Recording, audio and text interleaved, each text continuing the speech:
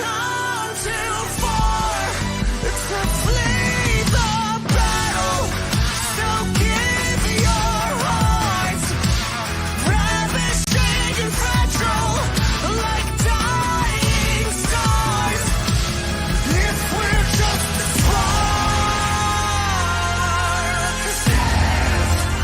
a candle in the dark.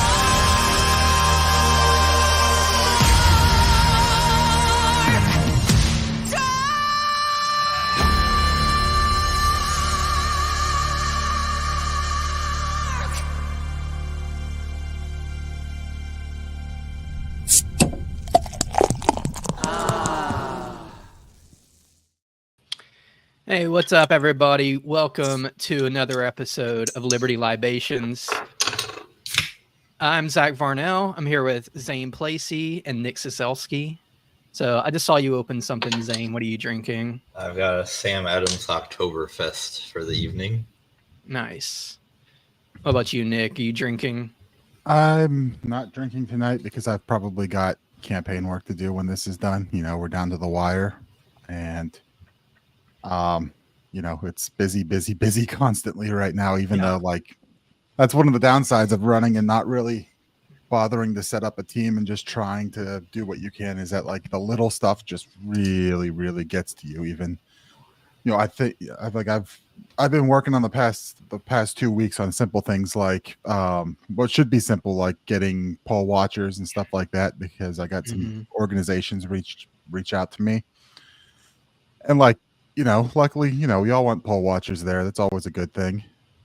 But the what was it? The one group that reached out, I was willing to go do it. I hadn't heard from them for a few weeks. I'm like, all right, I'll do it. They reached back out, and then they're like, all right, well, you know, they reached out to me a day later. I'm like, all right, let me handle this. I text them the next day. They're like, oh, the GOP already got it for us. And then I just had the same thing happen with another group.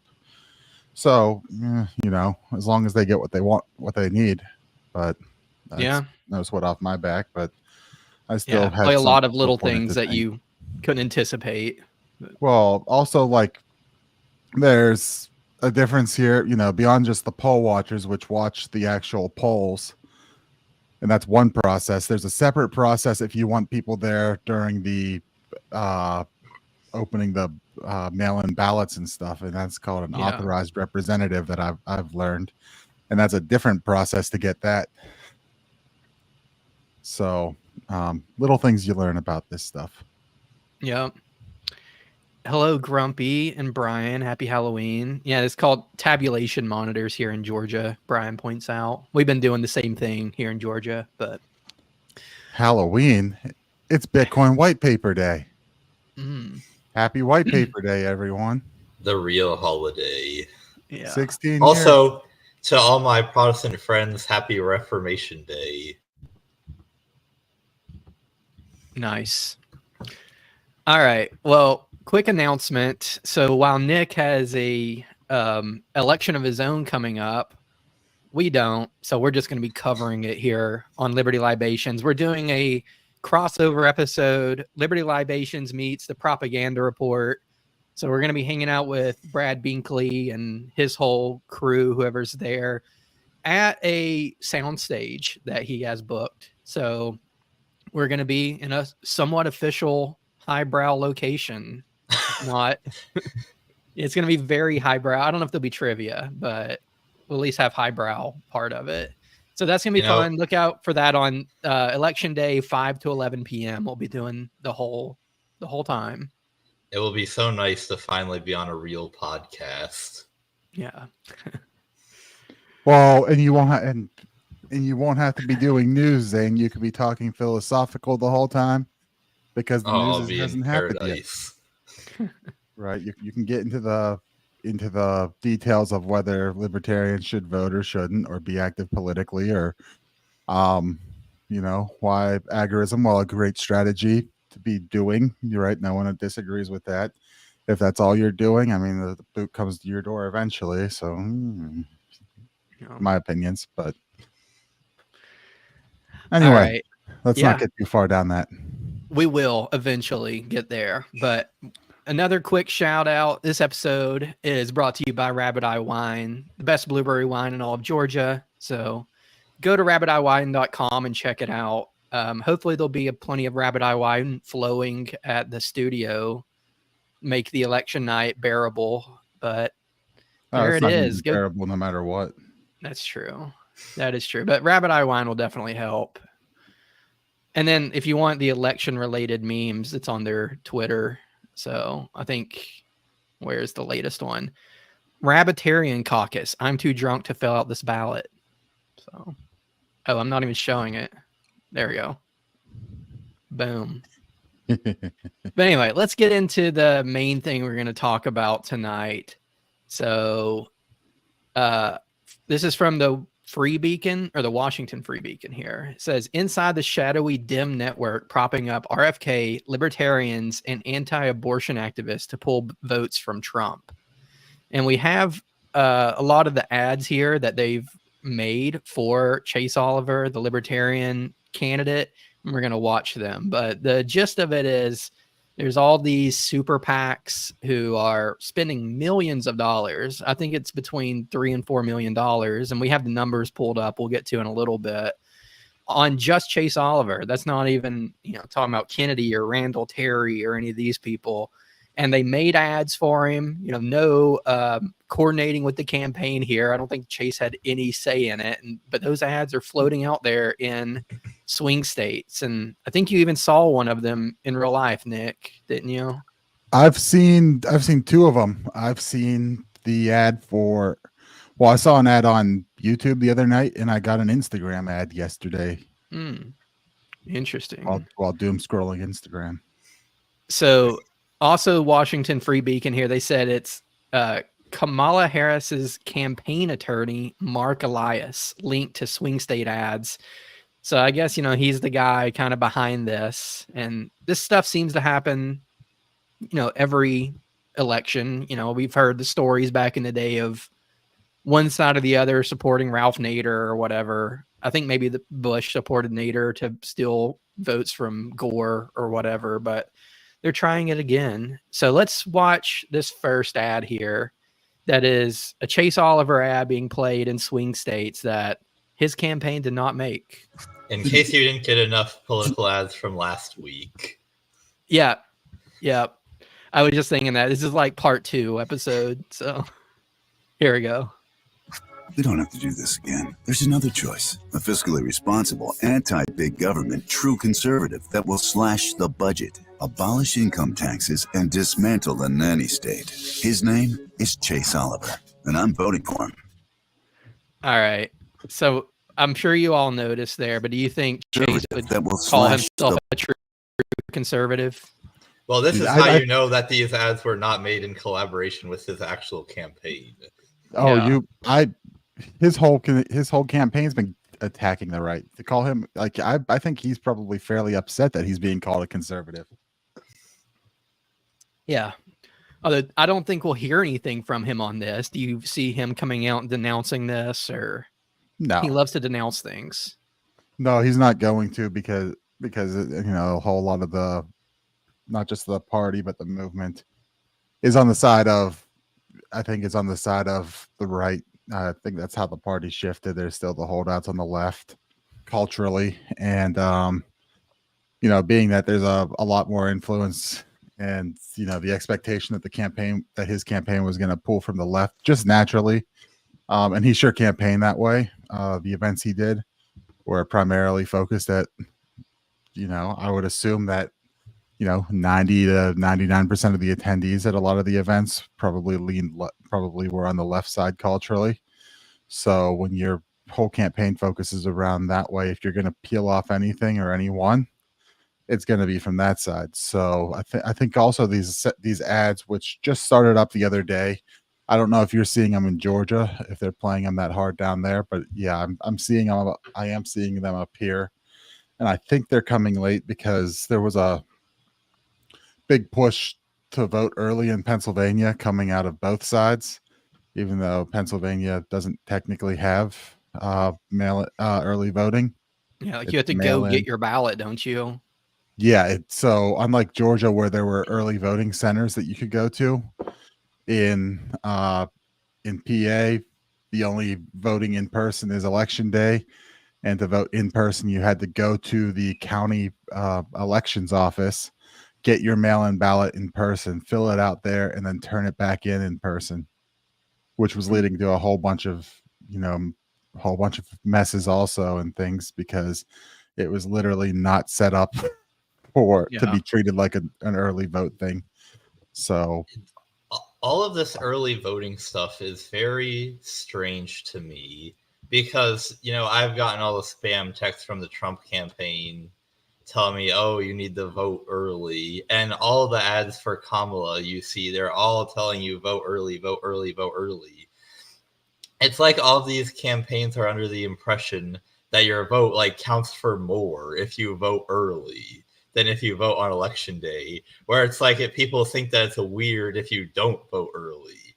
It's like people are voting early for no apparent reason whatsoever, except that the lines are probably even longer to vote early than to actually vote on election day, but people are now under the impression that this is just what you have to do. I kind of get it from the perspective of running a campaign. It's kind of like whenever I've tried putting on an event or something, and you want people to arrive on time, so that actually means you want people to arrive early, so they're all going to be there. And if they don't arrive until a minute or two late, you're really panicked that, oh no, nobody's going to show up to my event. So from the campaign's perspective, it's probably comforting for them to have a lot of votes already in the can before election day. But that's just practically from a campaign perspective. I don't know why they're just hitting this over and over and over again. You have to vote early, and everybody's falling for it. It's just very strange. Well, I think there's a couple things to that. I think last time in 2020, they tried you can't trust mail-in ballots, blah blah blah, because we know the issues there. But there was the big push that you can't trust them. So the concept, I think, was that they suppressed some of the vote last time by saying, oh, well, if you're not voting in person, don't vote, is basically what it's saying, is what they were getting at. And there were people who maybe were hesitant on it. And also, I think you want to build a little bit of that fear of missing out, so that you can, you get someone and you're like, oh, you're going to be close to where you can vote early. You might as well stop it and do it. And then, you get a little bit of a build up on it. And yeah, I'm guessing election day is going to be less of a turnout. I know we saw that issue up here on primary day, where they pushed, they had all the mail-ins and people were like, oh, I'm just going to mail it in for the primary. So we had a harder time getting signatures and petitioning on primary day, because nobody was, there was a lot less people out doing it. So there's effects downstream on that. But yeah, I think Brian's right here. He says they want you to bank your vote so they can target the remnant, not the remnant that libertarians talk about, I guess, but whoever's left over. Yeah, because they can see that you voted. So I guess you voted. We're not focused on you anymore. We're not going to call you. We're not going to send you mail, whatever. That's one reason to not vote early, is to make them burn through more money. So I think we covered that a little bit last week, but we definitely, I think that's definitely the big thing, is they want people out there early, and they want people out there when they think of it, and not hoping so that people don't come election day and they see the line and they go, fuck this, I'm not that committed to wait in whatever line or this or that. So they're pushing it to do it now, so that they bank it. And it seems like the get out the vote operation's working, at least here in PA. I know when I was in Georgia, I voted early. Up here, I'm gonna go vote on election day because it's much easier. So it's if you start thinking about it earlier, then there's more of a chance that at some point you actually will go and do it. I think that's it. And then if you were to go on election day and you go and you see a long ass line, you're like, I got things to do. I'm not doing this. And then you're missing out. So now they're just, I think it's this blanket, just get it in, get it in, get it in, get it in. That way it's done and over with. And they can take all the extra days in the world to count it. Well, speaking about burning through money, let's watch the next Super PAC paid Chase Oliver ad, and they get a little bit better here. Although they're all kind of generic and weird, but let's check. The last one sounded like it was like an AI guy's voice. Probably Maybe. was. These look super cheap and super simple. Yeah, which they actually show how much they charged or would have charged. So we'll get into all the numbers in a little bit, but here goes. One side doesn't take us seriously. The other takes us for granted. And the media says voting for the person who will eliminate income taxes and protect freedoms is a waste. You know what I say? Screw them. I'm voting for Chase Oliver. All right. So one thing to keep in mind there, one side doesn't take us seriously and they throw Democrat, and then they say one side seriously. doesn't, The other takes us for granted. And they show red, and it's interesting on that because I think historically it's an even pool, if not slightly to the Democrat side. So they should be one serious, and there's no reason Republicans should be taking Libertarian votes for granted, especially previous iterations of the party where you see some of them still around that they or have now left the party and are on the Democrat side endorsing Kamala. So it's not clear that one side or that's an accurate statement, but it's a political ad, so it doesn't have to be. I think I saw in that article you had up a few minutes ago that these ads are specifically being targeted at young men. And so that would kind of make sense more so. Although the ad targeting on YouTube, at least for me, has just been really terrible, because I'd say probably about 50 to 75% of all the videos that I've been watching on YouTube over the past few weeks have been like Christian apologetics videos. And on every single one of them, I'm seeing ads for Kamala Harris. And it's like, why are you wasting your money on this? These are not the videos that you should be running ads on. Yeah. All right, let's check out. There's a lot of them to get through here. So let's check out the next one here. Let's see. Boom. Tired of America spending money we don't have? Chase Oliver will cut taxes and spending, protect our Second Amendment rights, and take an axe to the federal budget. Vote for Chase Oliver, the Libertarian candidate for president. All right. Wow, that one was pretty generic.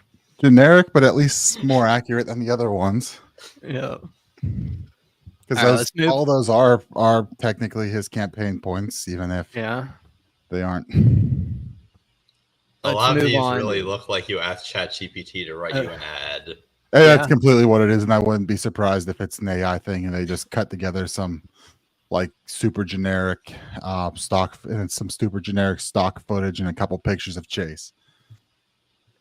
Well, some of the ones that we're about to see, it's like they use Chase's own B-reel, I guess. I don't know if he put that out there or if they just like cut it out of his own commercials or what, but I'm not sure which one it is. But let's go ahead, since that one was kind of generic and boring, let's go ahead and skip to the next one too.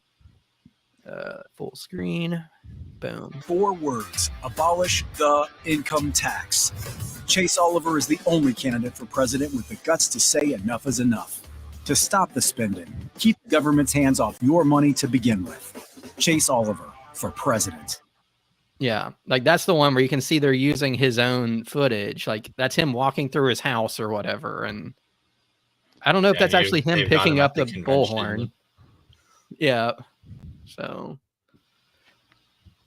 I don't know. This one's a little better. I don't know if this one's AI. Like they might have actually paid a human to make this one, even if it's still a generic political ad. But yeah, I think also what they also did, I think, is the Trump side threw out the concept of abolishing the income tax in favor of tariffs, and I think that's why they're throwing that. It seems like everything they're basically taking the talking points from that and they're just throwing together whatever they can put out there in 30, scratch together in 30 minutes and run as an ad.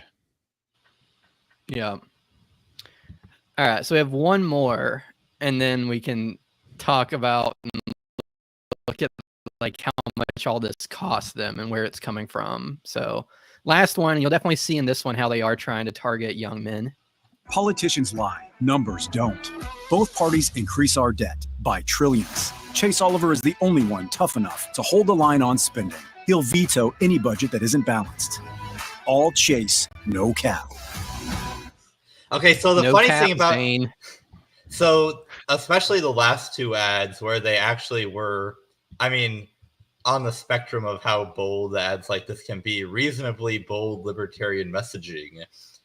I kind of don't care if it is Democratic dark money. I would rather people see those ads than not see them, even if it doesn't change how they're going to vote at all. I would kind of like it. I would prefer, young libertarian-ish men to be getting a little bit fired up about abolishing the income tax and balancing the budget. And if it is big government progressive Democrats doing it, that's a little bit ironic, but sure, let them go for it. Yeah. I think it's probably going to backfire on them. Like I think Nick alluded to is like if people look into Chase and you're right leaning and you were kind of considering Trump, you're not probably going to be a fan. I mean, I guess they're thinking that this is the totality of information that some people will get and they'll just go to the polls being like, well, I saw that Chase Oliver commercial. So yeah, it's like, well, they better hope that the target audience for all of these ads don't see all the pictures of Chase at all the pride parades that he's been to, because that's been like the staple food of his campaign. Yeah, and his past campaigns too. A lot of times, he would strictly campaign at pride fests and gay bars. But here is a little bit about like how many times these have been shown. So this is one of the PACs, Civic Truth Action. And you can see here like the ads transparency for Google. So this is just Google. I know Nick mentioned that they're on Instagram too. And I don't have any numbers for that, but like it seems like this entire PAC was just spun up to do this. Like they haven't shown any other commercials except Chase's stuff. And you have like, I don't know, how many is this? 4, 8, 12, I don't know, like 20, 30 times that they've bought ad buys for it. And there's like 10,000 to 15,000 views, 35 to 40. Here's one that's 350,000 to 400,000. So these are, here one, 1.25 million to 1.5 million views. So these have been seen, I guess, just estimate looking at this 10 million times or 20 million times. Like, and this is one PAC. There's another, and I was looking at them, and it's like they did fewer of them but bigger. So every one of them would be like, this was 1 million views or whatever. Oh, this is looking at the YouTube, Google ads, right? So that's YouTube, which is YouTube and search ads. Well, I know. Yeah, there was another PAC because I got to serve that one on Instagram last night from. I'm trying to find the. There's also there was Civic Truth Action. There was Retire Career Politicians, and there was voters one more. Of these 50 states of America. Are running an account called Americans for Chase Oliver. Okay, so it's interesting you bring that one up because I've gotten a couple of like those random political texts from us, like the voters of the 50 states of America or whatever that one is called. And I kind of assumed it was just a straight progressive PAC because it was all about like not even endorsing a candidate, just telling you to vote, and they were going to have like a voting party or something. And whenever you get a text telling you, like, just telling you to vote, you can always you always know that that's a progressive account. Yeah. Well, it looks like they bought one. They did the Take an Axe to the federal budget one, and that was shown 600 to 700,000 times. And you can see the other ads here are all anti-Trump. Like, I don't know, an ad As- saying he donated to Kamala, and then an ad saying he flew with Epstein and all that. So can you see if the campaigns bought any of these ads? Any ads? 'Cause they were supposed to be doing an ad buy, although I know that their funds are not great. I mean, I doubt they bought any of these. Maybe their own. Not any of but- there, but I'm just curious if you looked Yeah. up their the committee and saw if they did any buys. I'll try. It's hard for me to do stuff and host this at the same time. It's Oh, I normally know. hard for me to just do stuff. So now I'm extra bad at it. But here are some of the numbers real quick of just these PACs.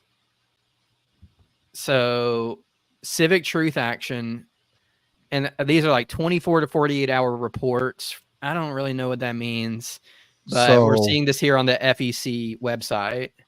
Go On ahead and tell a, us, Nick. on a certain buy, I think on a certain buy or donation level over a certain number, decent size number, you have to report basically immediately on that.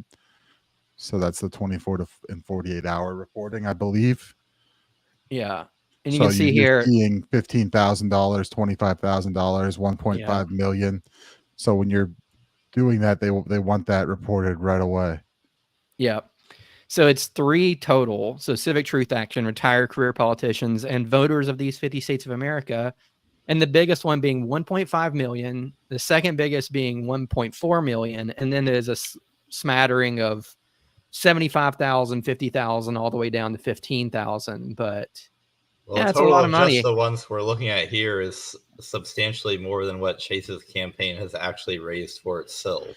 Yep, that's what- The campaign has last report. The campaign was at $400,000, and you're seeing $1.5 million ad buys from these other.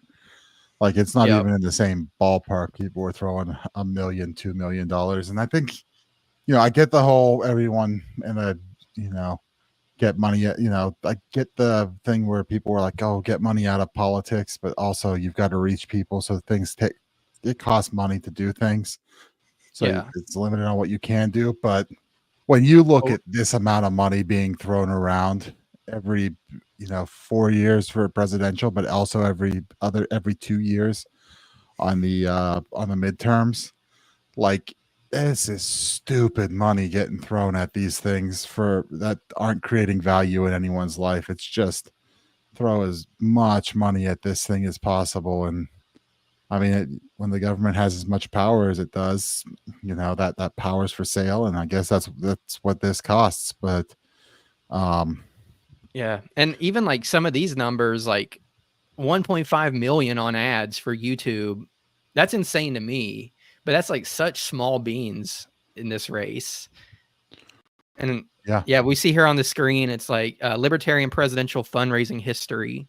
And Chase Oliver has raised about somewhere between $400,000 and $500,000. When, just for reference, Joe Jorgensen raised 3.4 million. Gary Johnson in 2016 raised 11.7 million. And then even like way back in the 1980s, people were doing better, 3.4 million or 0.7 million on a year that didn't look so good.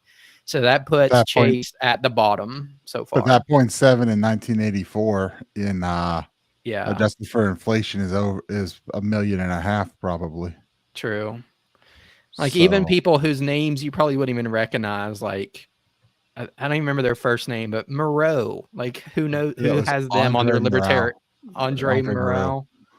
0.9. He was Ron Paul's vice presidential candidate. Yeah.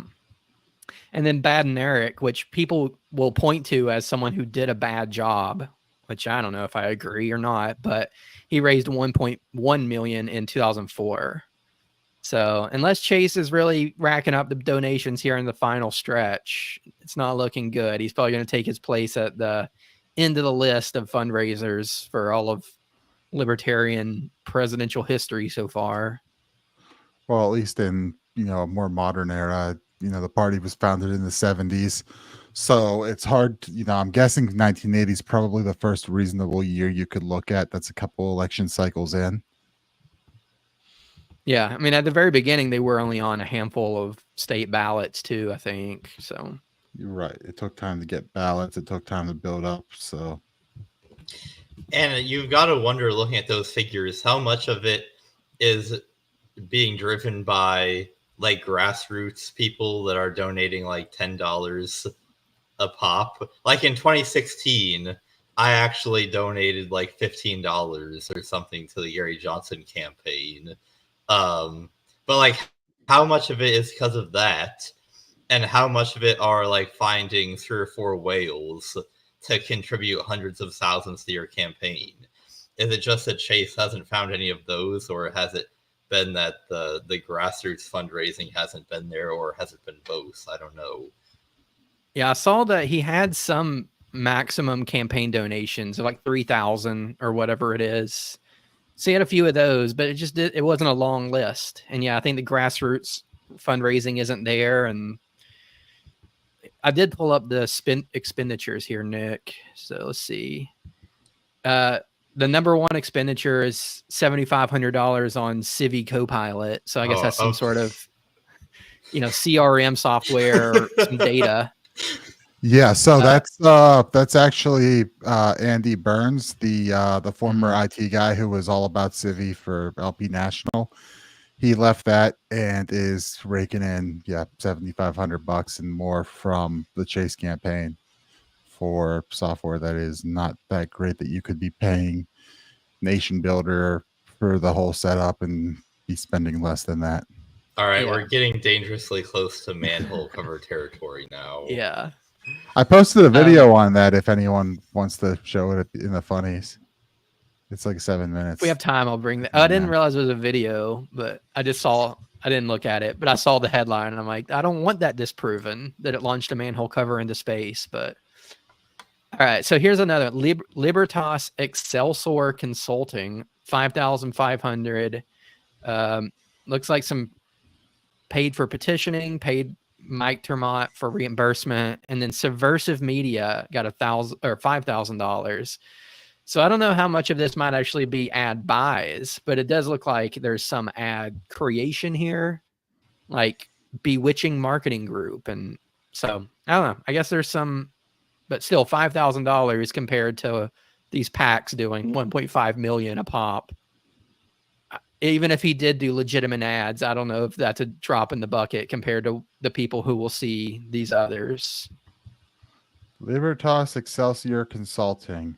It's out of New Mexico.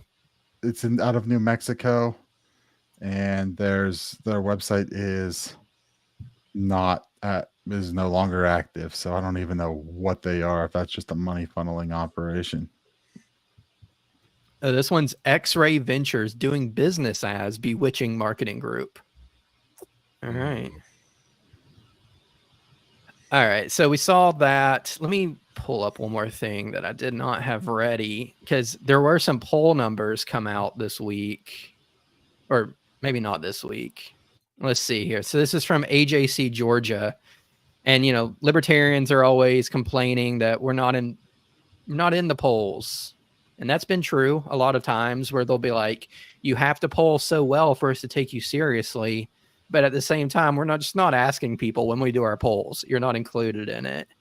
But the AJC, and now my cursor's stuck. There we go. Did include Chase. It says, if the election for president was being held today, for whom would you vote? And then Republican Donald Trump, 47%.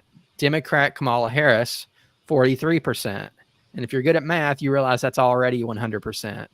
So Libertarian Chase Oliver polled. Okay. It's 90. 90%. Well, where's the other 10? Okay, you have to I'm keep not good scrolling. At math. It's on Undecided. the next page. All right.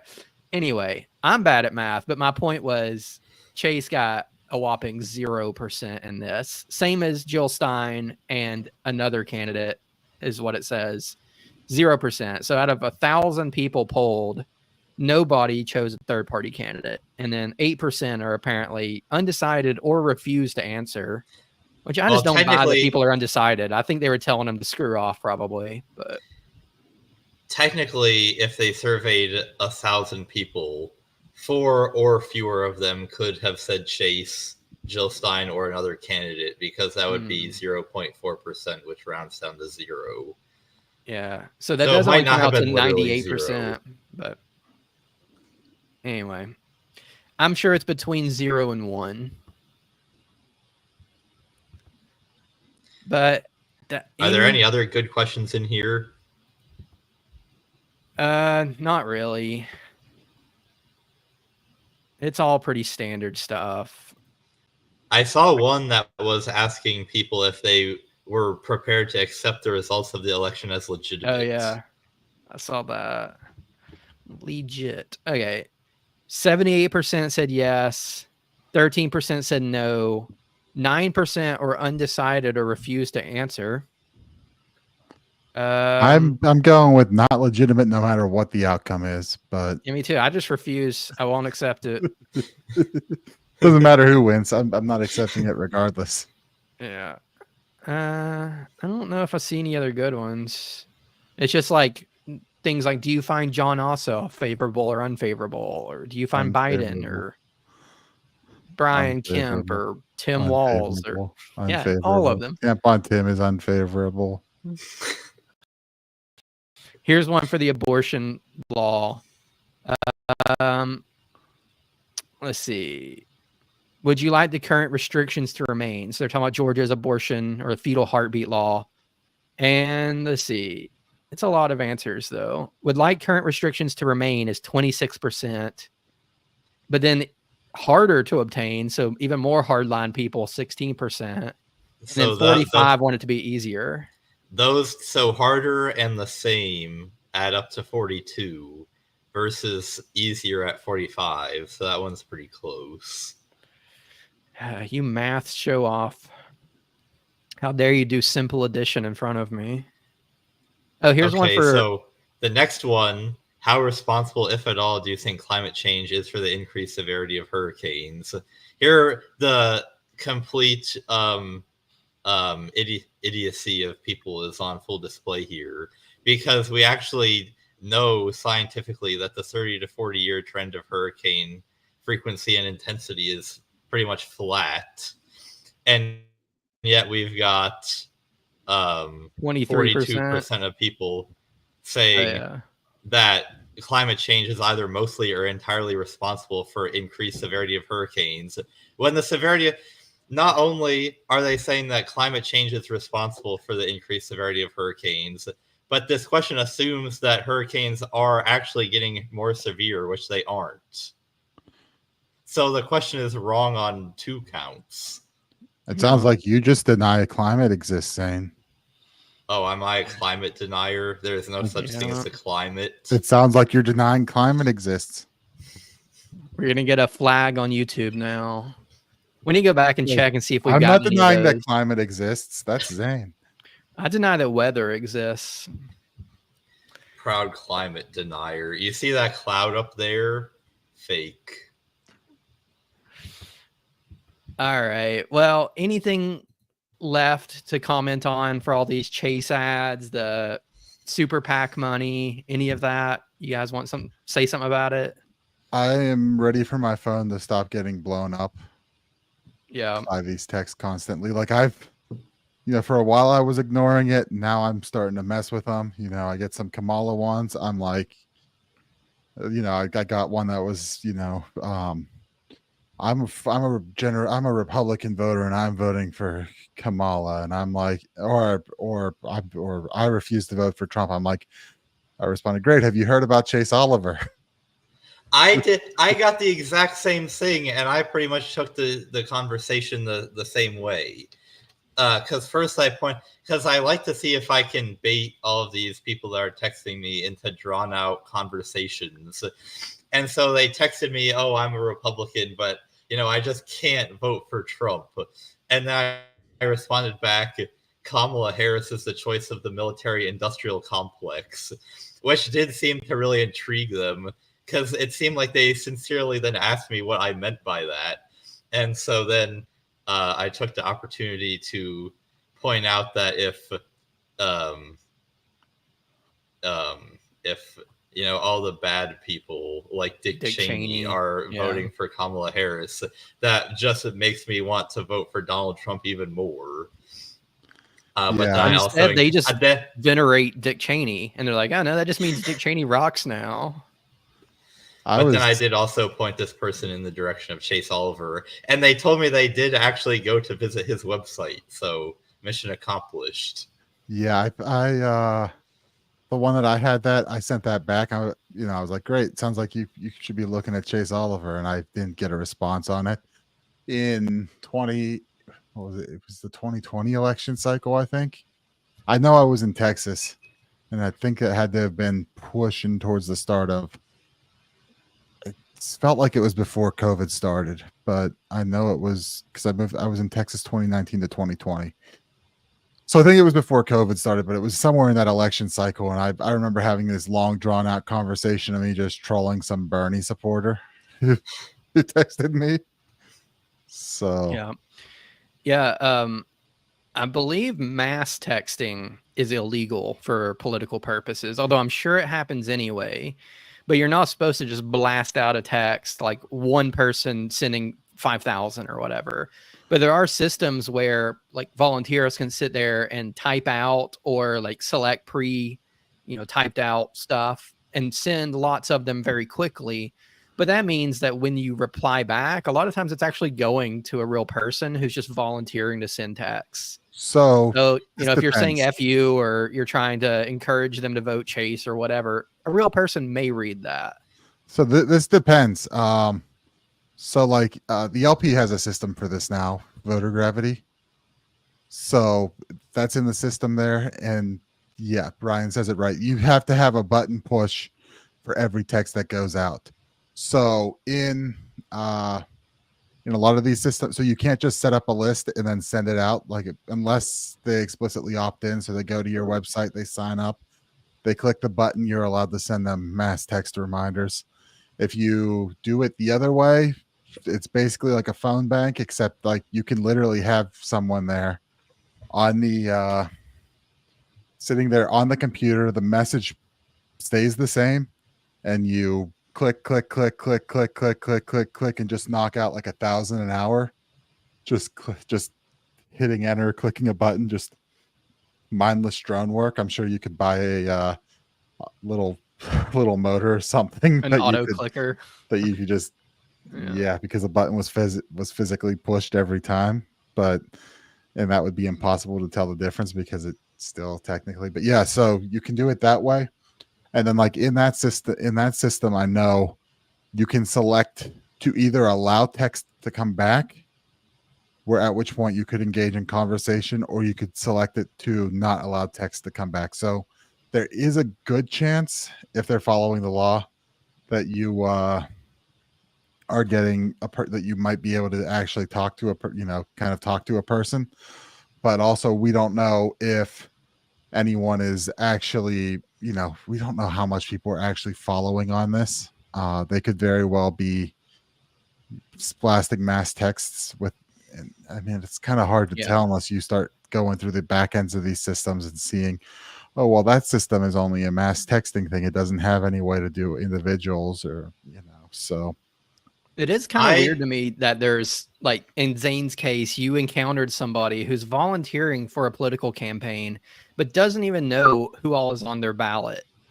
I know third parties aren't like the biggest game in town. It just feels weird. Like wasn't even aware that somebody else was running, but I'm here sending texts for my guy. Well, I mean, the decision was made that, I support this team. And this team says we're doing this person, even though this person never received a single vote. Because the other person is a threat to democracy. So, who cares about who's on the ballot? Who cares about actually looking into policies, which for quite a long time there were zero on Kamala Harris's website, and it was just about joy and whatever else. So, we're not going back. We're not going back in joy. That's Mamala. So it's like we've got to keep killing the babies. Yeah. That was like her number one thing. Almost this entire campaign is, abortions for everybody. You know, I'm surprised that Oprah didn't shout it when they were doing their town hall together. I mean, they had an abortion bus at the DNC, but yeah, that's like the one thing they're like, if you allow Donald Trump to get elected, you might not be able to abort a baby that happens to be conceived from your poor decisions that you made, knowing full well what the consequences could be. A little game that I like to play whenever I'm having to listen to political ads is whenever I hear the words abortion or reproductive rights, in my head, I just replace that with kill babies, and the results are often pretty darkly humorous. But I often do like writing back to these mass texts because a lot of the time it is a real person. And I do get a pretty high response rate back to me, because if you want to actually try to engage with some of these people, you can't just be openly hostile to them. You've got to kind of bait them into it. You've got to text them something that is so baffling to them and outside of anything that they've thought before that they can't help themselves but respond to you. Like me just immediately texting back that they were supporting the military industrial complex. Or I had one person this cycle who was like not even explicitly campaigning for Kamala Harris, but it's like, we've got to protect democracy. And I said, what do you think that it means to protect democracy?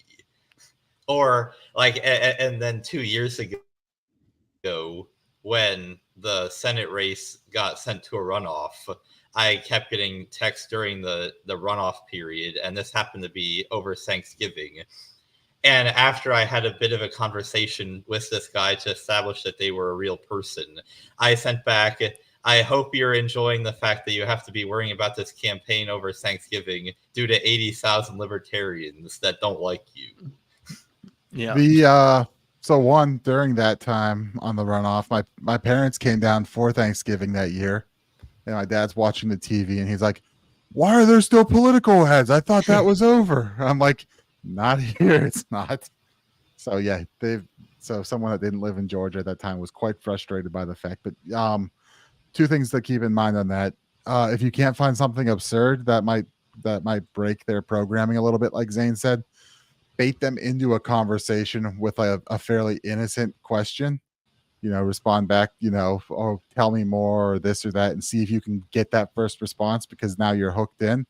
And two, the more text that they have to send to you, the more money it costs the campaigns, because they have to pay per text. It's not Is it really worth your time, though? Yes. I mean, not to be a dick here, but like, if you're a salesman for RC Cola, are you going to target the loyal customers of Coke and Pepsi that are like so loyal that they're volunteering for them? Is anyone a loyal customer of Pepsi? I'm sure there's some freaks out there. I don't know. I actually like Pepsi, all right, but I don't drink a ton of soda, so. It's not like I think I'm going to single-handedly convert any of these people to anarcho-capitalism.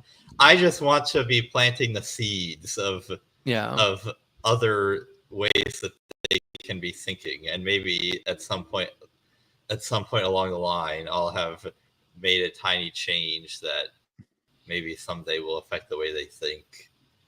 Yeah. And Buddy, I also just like messing with them. Yeah, buddy, I was talking about Pepsi, the actual Pepsi, not Pepsi products like Mountain Dew. To be more specific on that, because yes, Pepsi has good products like Mountain Dew. I actually do just want to read out the last text in a conversation I had with one of these guys. It was the same guy I was talking about earlier, the supposed Republican, who they're probably not even Republican. They probably never voted Republican in their life. But the guy that said they were a Republican, but now they're going to vote for Harris. Yeah. And at the end of this conversation, this person wrote to me, because I had texted them that I thought Kamala Harris was antithetical to freedom. And they said, "I'm genuinely curious. What do you see from VP Harris that is antithetical to freedom?" Which, first of all, how could you be so stupid to even ask that question and not have so little knowledge about what your opponents have to say that could even be a question that you would ask? But props to them for asking it anyway, because maybe they are trying to learn something. So I wrote them back and said, the warfare state, the welfare state, the surveillance state, the money printing, the price controls, the COVID-19 mania and lockdowns, the utter folly of elimination of fossil fuels, $7 trillion in national debt added under Biden, political prosecutions, millions of pages of regulations in the Federal Register, and Officer Harris threw thousands of men in prison for drug possession while she was Attorney General, and then laughed about it. Laughed about doing drugs. So I felt like that was a pretty effective finishing move, because then they texted me back saying, "Got it. Take care." Yeah. Although I'm sure that person was wearing a mask as they read that, so maybe like not every point hit, but there's got to be some good ones in there that made them be like, "Fine, good point. I'm out." All right. Well, if we're done with this one, I'll just remind everybody about the election special coming up. We're going to be doing a crossover episode with Brad Binkley and his crew at the Propaganda Report. So Tuesday, November 5th on Election Day from 5 to 11 p.m. We're going to be in studio with Brad Binkley. And it's not just going to be, some dude's house that we're calling a studio, but it's going to be a legit studio. I don't know what it's going to look like. I don't know how we're all going to figure these things out. I'm guessing Binkley and Jake are going to be doing all the heavy lifting while we sit around and just run our mouths, but should be That's fun. what we're generally here for. At least, well, Yep. you have to do work generally. Zane and I. Well, no, actually, Zane has to do trivia, so I kind of just exist. I guess me and Steve and Alden exist just to run our mouths. Yeah. This will be a really cool event. Binkley's great, and that's they've got. I don't know how much they get on live streams or anything, but I know generally they're a bigger platform. So, we're moving up in the world on libations here, and unfortunately, me not being in Georgia means I won't be there in person. But instead, we'll be covering you. Yes, we got an election watch party going on at the up here in PA, so I'm going to bring my setup. That way we can call in and I can get some candidates on and we can do some media there. And I'm looking for other shows that might want candidates hopping in and being able to, give a lowdown, especially coming out of like what's basically going to be the LPPA's campaign watch party. So. Yep. That's like 6 hours to fill. So it'll be good to, draw from all over the place. And I'm sure Binkley could actually just talk by himself for 6 hours, but I don't know if we could do that. So we'll be going all over the place, going to Pennsylvania and covering the presidential and probably just goofing off and making fun of each other a lot too. But Jake needs to see that. That's a good idea because we should try to move some of these hats on election day. Yeah. So Brian was asking, are we going to run a special on the threat to democracy hats on election day? So I don't know. That's Jake's call. Maybe Jake can come up with a good deal to the hat and a membership to the Dollar Media Club. I don't know. That's a Jake thing, but that would be a good idea. All right. So let's move on to some of our Halloween content here. So Charlie Kirk saw a UFO after Penn State, Wisconsin. Was it aliens or was it something else? And this is from Penn Live, Patriot News. Penn Live is a leftist rag. Yeah. Well, let's see. They're not really saying anything about Charlie Kirk here, and it doesn't really matter. I don't really care about him specifically. I just thought it was interesting because it's kind of like intersection of politics and some spooky Halloween UFO stuff. But basically it says that he was in a plane. It sounded like a private plane. Yeah, friend's plane. And he got called up to the cockpit. The pilots were very confused at what they were seeing. Something was above them and not showing on radar. I'm sure there's an logical explanation here. And then he has the video we'll get to in a minute. But in the video, the pilots apparently say, we're at 40,000 feet. So whatever that is has to be at 80,000 or 100,000 feet. I mean, way up there. And then Charlie asked, they're at 100,000 feet? And they go, they'd have to be.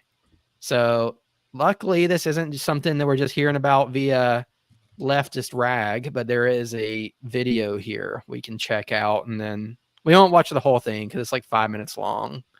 But let's First check thought out a is, little I bit wish of it. I had a friend with a plane that I could use.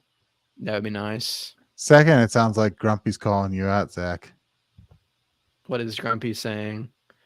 He's worried about What you is telling up him. with the gnome in an octopus costume on the cover art? Yeah, I stole Grumpy's likeness. There's been a gnome in like every cover art that I do an episode for. So the fact that you're just now noticing makes you sloppy, Grumpy. Come on. But why the octopus costume? What are you trying to say? Because we'll get to that. We're going to talk about another Halloween topic where apparently Stormy Daniels saw non-human tentacled entities in her house.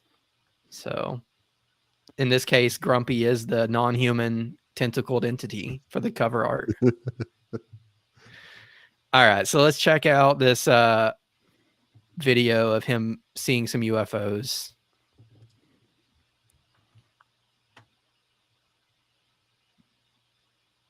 Oh crap, I'm not showing it. Please hold. 1 second. All right, we'll start over. I don't know if you guys can even hear it, but here it is for real. You're about to see them again. Just watch up above the horizon, and they're going to get really bright, and then they're going to go away. See them? There's two of them right there. Those are not airplanes. Yeah, they keep circling. They just keep circling, and they're going to go away.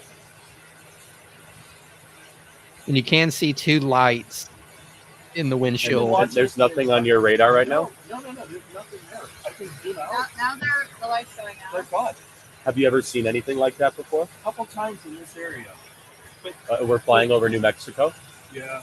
which is Roswell, which is where all those. All right, that's about it. So he does say they've seen it a couple times in that area, and you can skip around in the video and you can see a light out the windshield, but that's about it. No, like, you know, close encounters of the third kind or anything. I mean, just there's a good one, sort of. So, one, it could be I China, lost it. or two, yeah, aliens. I don't know. But Have also, have you considered number 3, Chinese aliens? but also, why would There we the go. plane's radar even be picking up something that high above it? Like if they're I at don't 40 and it was at 80 or 100, why would an aircraft radar ever be needing to look that high? So, you know, it wouldn't be a surprise that something that high wouldn't show on radar when that's not really where your radar would be worried with looking. Mhm. Well, here's some explanations in the comments. So this first guy is Ashton Forbes, who's the guy who thinks that Malaysian Airlines flight, whatever, went through a portal. 37. Yeah, Right. he said probably balls of plasma, which that actually may be a decent explanation because I feel like I've seen stuff like that before. I don't know. I've seen crap where I'm like, I don't know what that was. Maybe it was a ball of plasma. If there's anybody I trust less to tell me about UFOs than Charlie Kirk, it's all the people in Charlie Kirk's comments. Yeah. Well, there is a good one in here. Ashton Forbes' work on that, on the MH370 thing, is interesting to say the least, if those videos are legit. And then this guy says it's Starlink and it's common for pilots to see them now. And I've watched them flickering on and off across the sky on my last trip across the Pacific. And there are people that are like, no, Starlink doesn't look like that. They go in straight lines. They don't just disappear. But Yeah, you'd have probably a the best line of them, explanation. even if they were. You wouldn't be seeing 2 or 3. You'd be like seeing 10 of them in a line. What do you think, Zane? Are you a believer now? Believer in what? Charlie Kirk's UFOs. I'm gonna say tentatively not. Darn, you're tough, man. We got video of a light in the sky. How can that not sell you on it?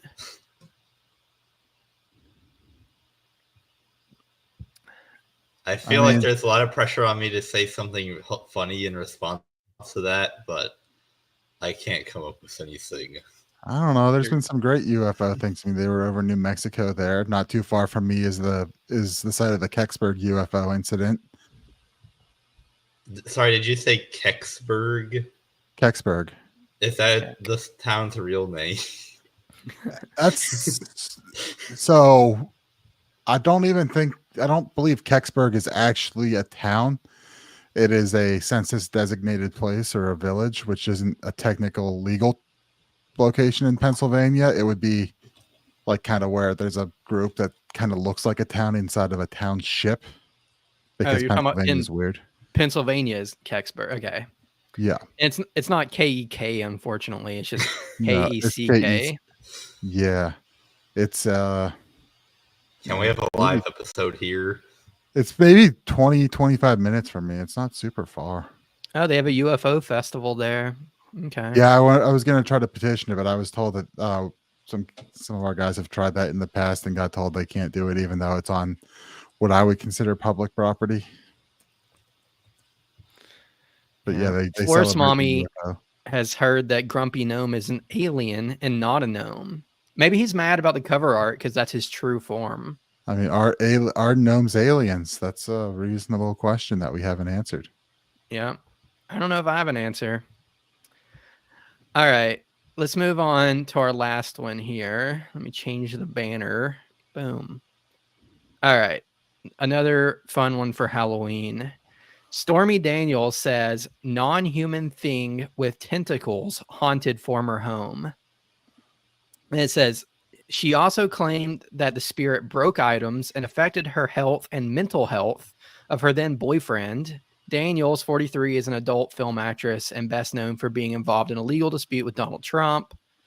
This began when she moved into a 200-year-old house in the Garden District of New Orleans in 2019. She later hired 2 mediums to come to her home who informed her there were multiple entities in the house. And she says, is this the medium speaking here? Now, this might be Stormy Daniels speaking, but it says, definitely one very, very dark, non-human thing with these tentacles. And that's what I caught on camera. And it shattered my ex's guitar. And it just snapped in half one day sitting on the stand. It did not like him at all. One is a woman who lost a child and blamed herself. And if I stood in a certain spot in the kitchen, I would just cry. And like a couple of people said that they felt she was cutting herself. Yeah, and that was her speaking. The final spirit Daniels described was felt by a medium who she talked to over Zoom. Wow, that's a good gig. Like, I'm going to detect spirits in your house through the internet. Yeah, talk about remote viewing. That's how you know you've got a quality medium. Yeah. The medium said, the house is partially furnished and there's a very old mirror upstairs that I used to always... Wait, that can't be the medium speaking. I guess this is Stormy Daniels speaking again. The house is partially furnished and there's a very old mirror upstairs that I used to always feel like someone was watching me, but it was kind of a protective feeling. So I always feel like somebody's watching me. And Daniels confirmed that the medium knew about the mirror without seeing it and could describe its look. She continued, and they're like, this woman that used to get made up in the mirror, she was a lady of the night and she identifies with you because you're a sex worker. And she's very protective of any man that gets in bed with you. Which that's I don't think is what they meant to say. You're the spirit that's haunting you happened to be a sex worker like you are. What a coincidence. Yeah.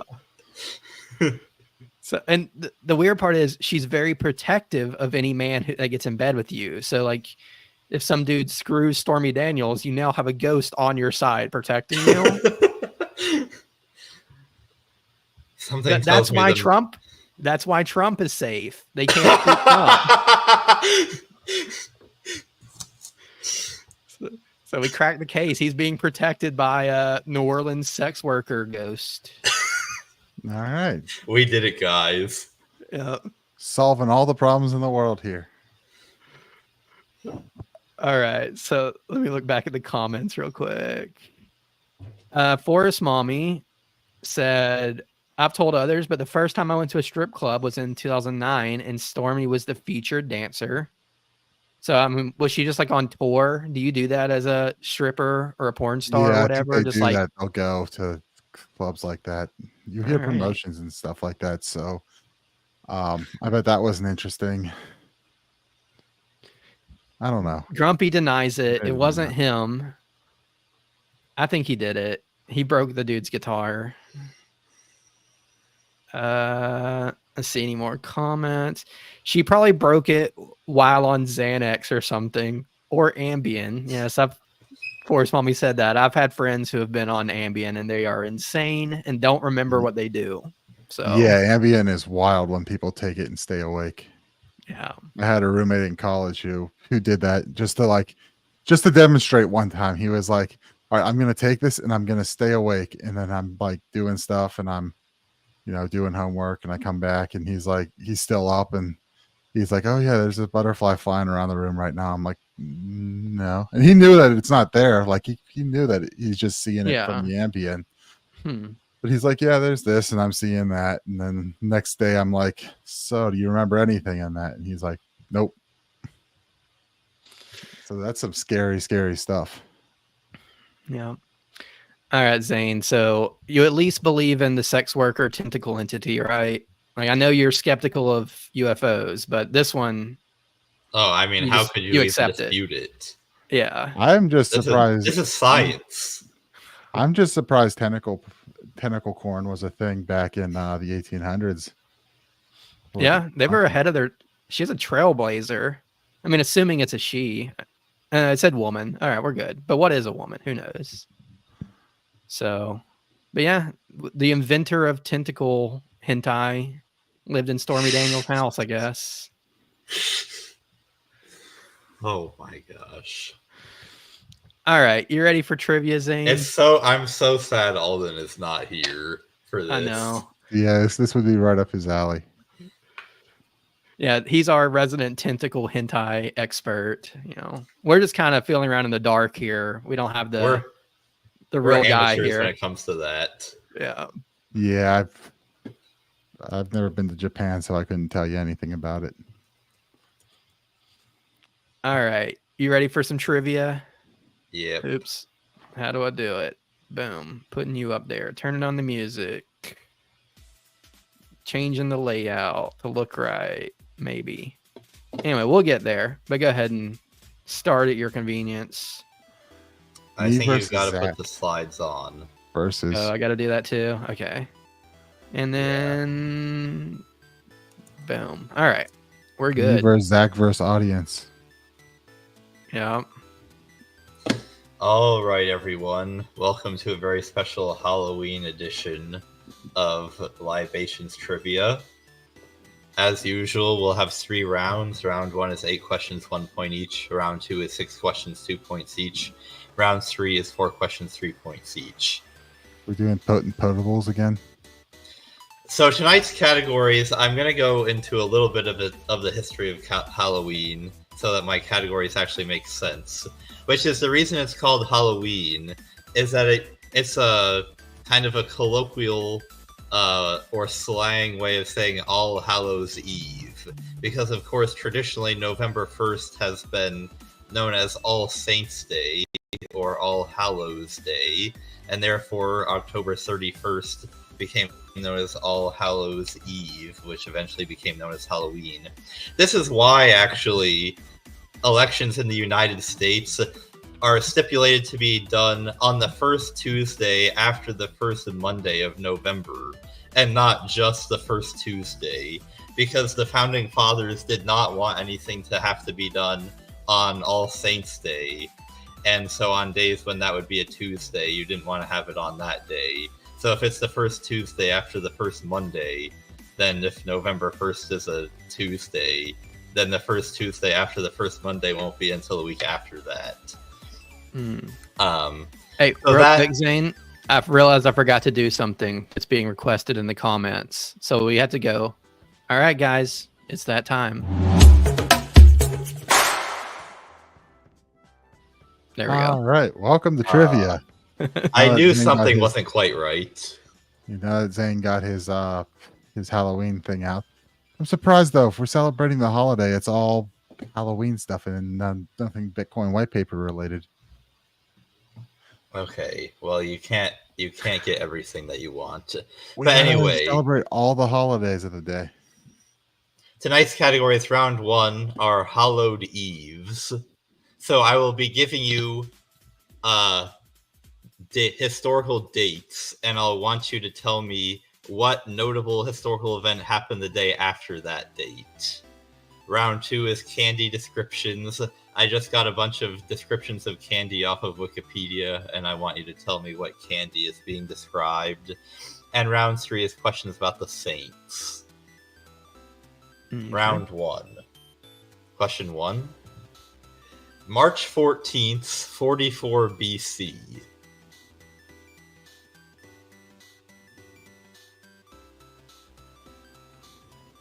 Zach. They killed Caesar. This is the assassination of Julius Caesar. Nice. Question two. November 4th, 1605. Zach. Guy Fawkes tried to blow up Parliament. Remember, the 5th of November. The 5th of November, not the 4th. Did you listen These are to the my eves. description of the category? No, I was zoomed out. I was zoned out on that. It's your own fault. Yeah, the first one was the before the Ides of March, so the day before. Question three. March 4th, 1770.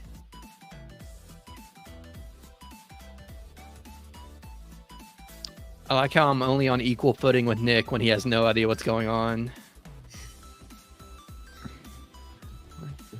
1770. I make sure to be looking at the comments. Yeah. I don't think it will be too much of a hint to tell you it's something to do with the American Revolution. Nick? Is it the Boston Tea Party? No. No, it's not Pi Day. March. I don't know, man. I could guess. I'll probably sound stupid. Like Battle of Lexington. No. Nick? I'm trying to remember the name. It was what massacre? The one that happened in Boston. I'm trying to remember the exact Okay, name you've of got both halves of the answer, so I'll just give it to you. That's what it was. Yeah, the massacre massacre that happened in Boston. It was called the Boston Massacre. That's Question 4. June 30th, 1863. Zach. Oh, I actually don't know. Nick. I had something wasn't right. Battle of Gettysburg. It was indeed. Nice. I've been there. It's pretty cool. Yeah, I seen some ghosts there, I think. Did the ghost have tentacles? No, Or is that only in New it was Orleans? dressed like a Confederate soldier. It was hiding behind rocks with a rifle, and then I turned around, walked away, came back later, and it was gone. Oh yeah, you told that one on the show, didn't you? I think so. I told it at some point. All right, question 5. April 14th, 1912.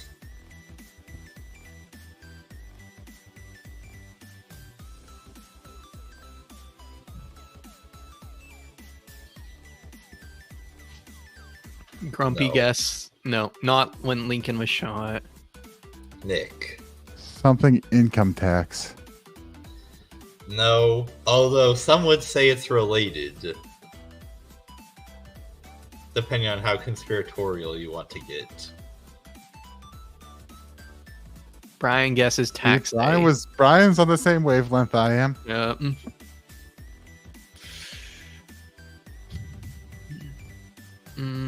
I don't know. This is the sinking of the Titanic. Mm. And some people will be quick to point out that many of the prominent financiers that were opposed to creation of the Federal Reserve all just happened to be on the Titanic when it sank. And J.P. Morgan decided not to get on it, and John Jacob Astor was on it. Yeah. Now's when we really need Alden, so he can tell us about how they switched the Titanic. Oh, there's a Which I good don't argument get. for that. But yeah, I don't want to get into it. I know the general concept of that story. Question 6. November 3rd, 1979.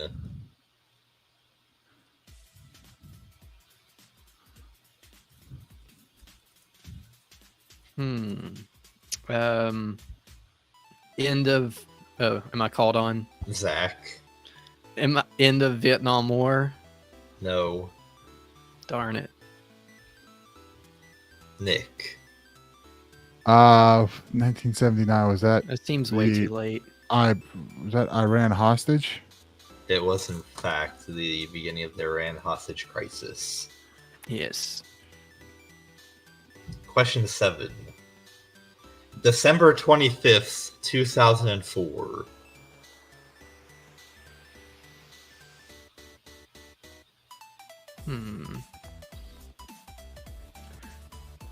I was around.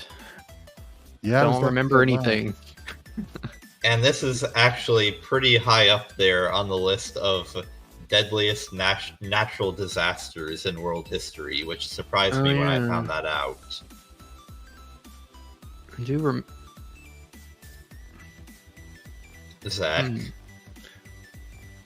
Was it the Japanese earthquake? Oh, he's gone. We lost that was Zane. later. There he is. Oops. Sorry, technical difficulties. No, it was not the Japanese earthquake. I think that was 2011. Was it? Something like 300,000 people died during this, which I How did not do I know. It was not remember something where 300,000 people died? Seems like something I should. 300,000 people die from baby Jessica getting stuck in a well. No. Darn. This was the Boxing Day tsunami, otherwise known as the Asian tsunami.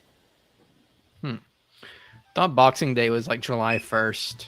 No, Boxing Day is the 26th. Of what? Oh, of December? Yes, the December 26th is Boxing Day. It's the day after Christmas, which Zane said Christmas Eve, so I'm not quite sure. No, I I was said thinking December Canada Day. 25th. No, he said Christmas. Thought you said 24th. Oh, well, I didn't, so... Totally would have got it Anyhow. otherwise. Wait, was some No, quack right? Oh, yeah, that's right. Yeah, she got it right then. Was it in Indonesia? It was in Indonesia, and I mean, the earthquake that caused the tsunami was in the middle of the ocean, but it ended up hitting, Indonesia, Sri Lanka, Thailand, lots of other places. It was very bad. I don't remember this happening. 300,000 people died, and I should have been old enough to remember. I'd have been like 12 years old at that point. Question 8. April 14th, 2019.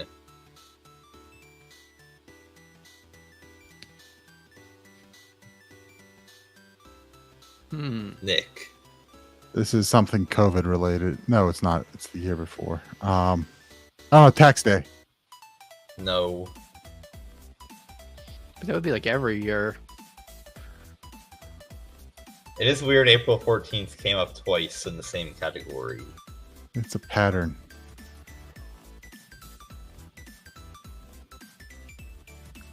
It was something important catching on fire. That's your hint.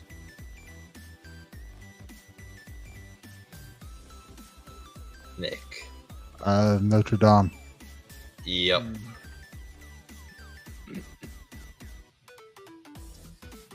All right. End of round 1. I've got Nick with 4, Zach with 2, audience with 1. Round 2, candy descriptions. Question 1. Consists of 2 or 4 pieces composed of 3 layers of wafer, separated and covered by an outer layer. Nick. Kit Kat. It is indeed the Kit Kat. They're 4-piece Kit Kats. Yes. I guess Yeah. it's king sized. Yeah, the king size have 4 pieces. Question 2. Consists of corn syrup, wheat flour, sugar, cornstarch, and smaller amounts of palm oil, salt, artificial flavor, glycerin. Nick? Is this candy corn? No. Citric acid, potassium sorbate, red 40, and soy lecithin. See, the whole comments think I was right. Zach? Airheads. No. Some quack guesses red vines. I'll allow it. It's Twizzlers. Yeah. Okay. Just everything Where's you Mommy got said it there too? just sounded like just a chemical concoction you don't want to eat. That's basically all candy. Well, chocolate at least comes from a plant. That's true. Question 3. Consists of salted peanuts rolled over a nougat-like sweet caramel center. Zach? Baby Ruth. No. Darn. Nick? Payday? Yep. Man, that's like I guessed Pepsi and it was Coke. Well, the thing about Payday bars is that it's literally just peanuts and caramel. Yeah, it's the Baby peanuts Ruth's on the also out. chocolate. The peanuts are all outside of it. Question 4. Composed of a combination of caramel, peanut, and almond nougat covered with a layer of white chocolate fudge. Zach? Almond Joy. No. Nick? White, covered in white chocolate fudge. That's where you got me on this one. I initially was thinking almond joy too, but you didn't say coconut, right? So Mounds have. Well, which one has coconut? I think They used to have like commercial where they're like Mounds has. Well, they both have coconut, right? yeah. I don't. Okay.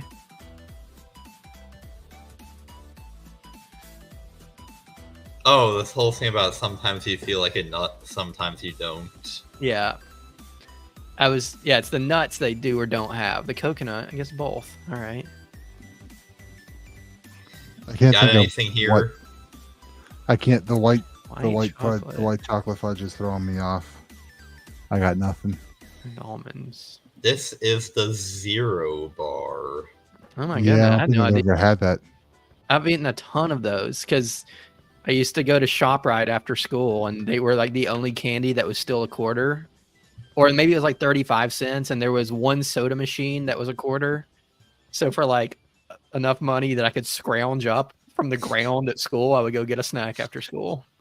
Yeah, see, I'm up here in Pennsylvania. We're in Hershey's country, so You could have been hung for that.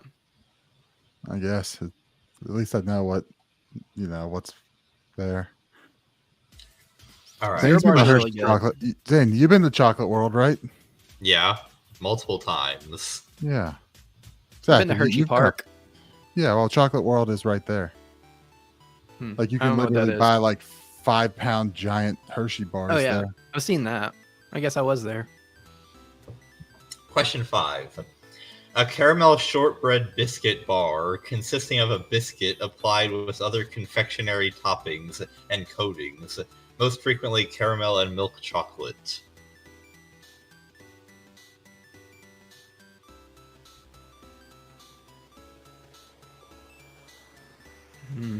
Zach? Biscoff. No. Read that description one more time. A caramel shortbread. Oh, audience has it. One of my favorite Twix. candy bars, the Twix bar. Your confectionery that thing is. threw me off because I do love a Twix, but I do take exception to the nobody likes white chocolate because white chocolate is good. It's not chocolate, as Brian points out. Doesn't have to be chocolate to be good. Yeah, it's good. I cannot remember what a Twix is. Like I definitely recognize that name, but I cannot recall. I'm Well, sure are I've you a had left- them. Are you a left Twix guy or a right Twix guy, Zane? I think Oh, many people yeah. would say. I think many people in the Libertarian Party would accuse me of being a right Twix guy, and I won't deny it. Oh, wait, I was confusing Twix and Kit Kat. Yeah, of course Kit Kat has 4 pieces. It's the Twix that are like they come in twos. Yeah. Got it. All right. Question 6.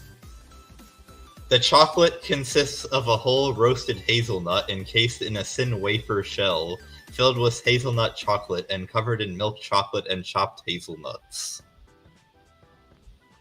It's a lot of hazelnuts. Zach. I'll say bonbon, but I feel like there's a better No. word for it. No.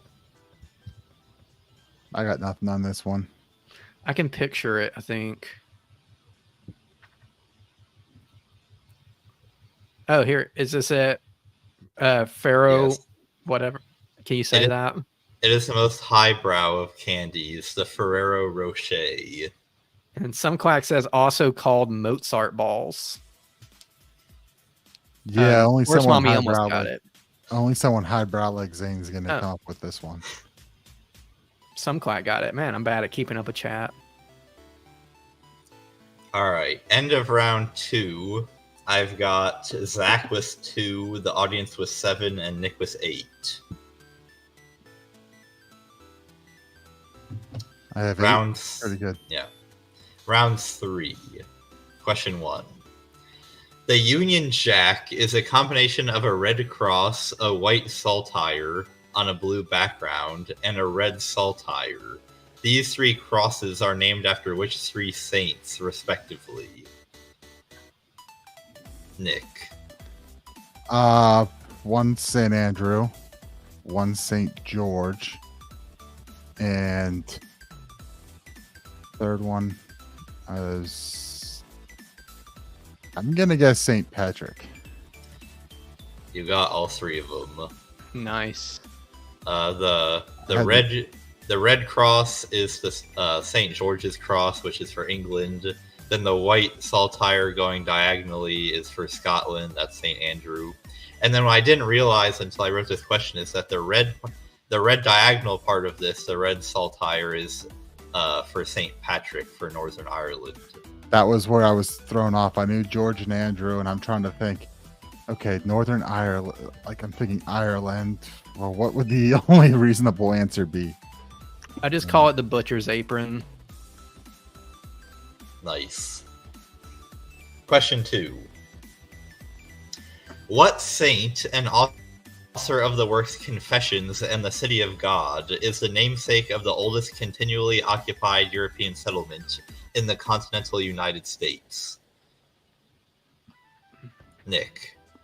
The oldest one. Well, the oldest place is St. Augustine. So That would be Here we go. correct. Nice. Question St. 3. Augustine's nice. Brian, I think you mean Little St. James. Oh, And Forrest Mommy had guessed St. George Floyd.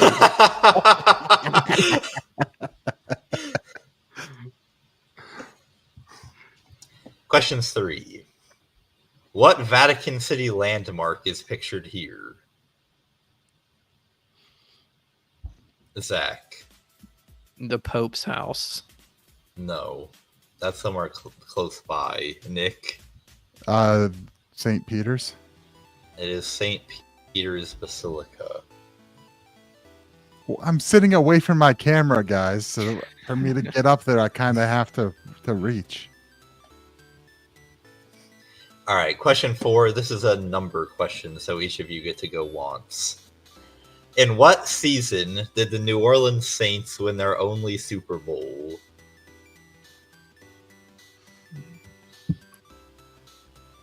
Zach. 2004. All right, you say 2004. Nick. 2004 is definitely not it. It's got to be Sweet. Actually, didn't the Steelers win 2004? I'm thinking it was 2009. Oh, you got it right on the money. It was 2009. Nick, as you have done several of the past previous times, you have really pulled away here in the last round. Final score is Zach with 2, audience with 7, Nick with 20, being perfect in the final round.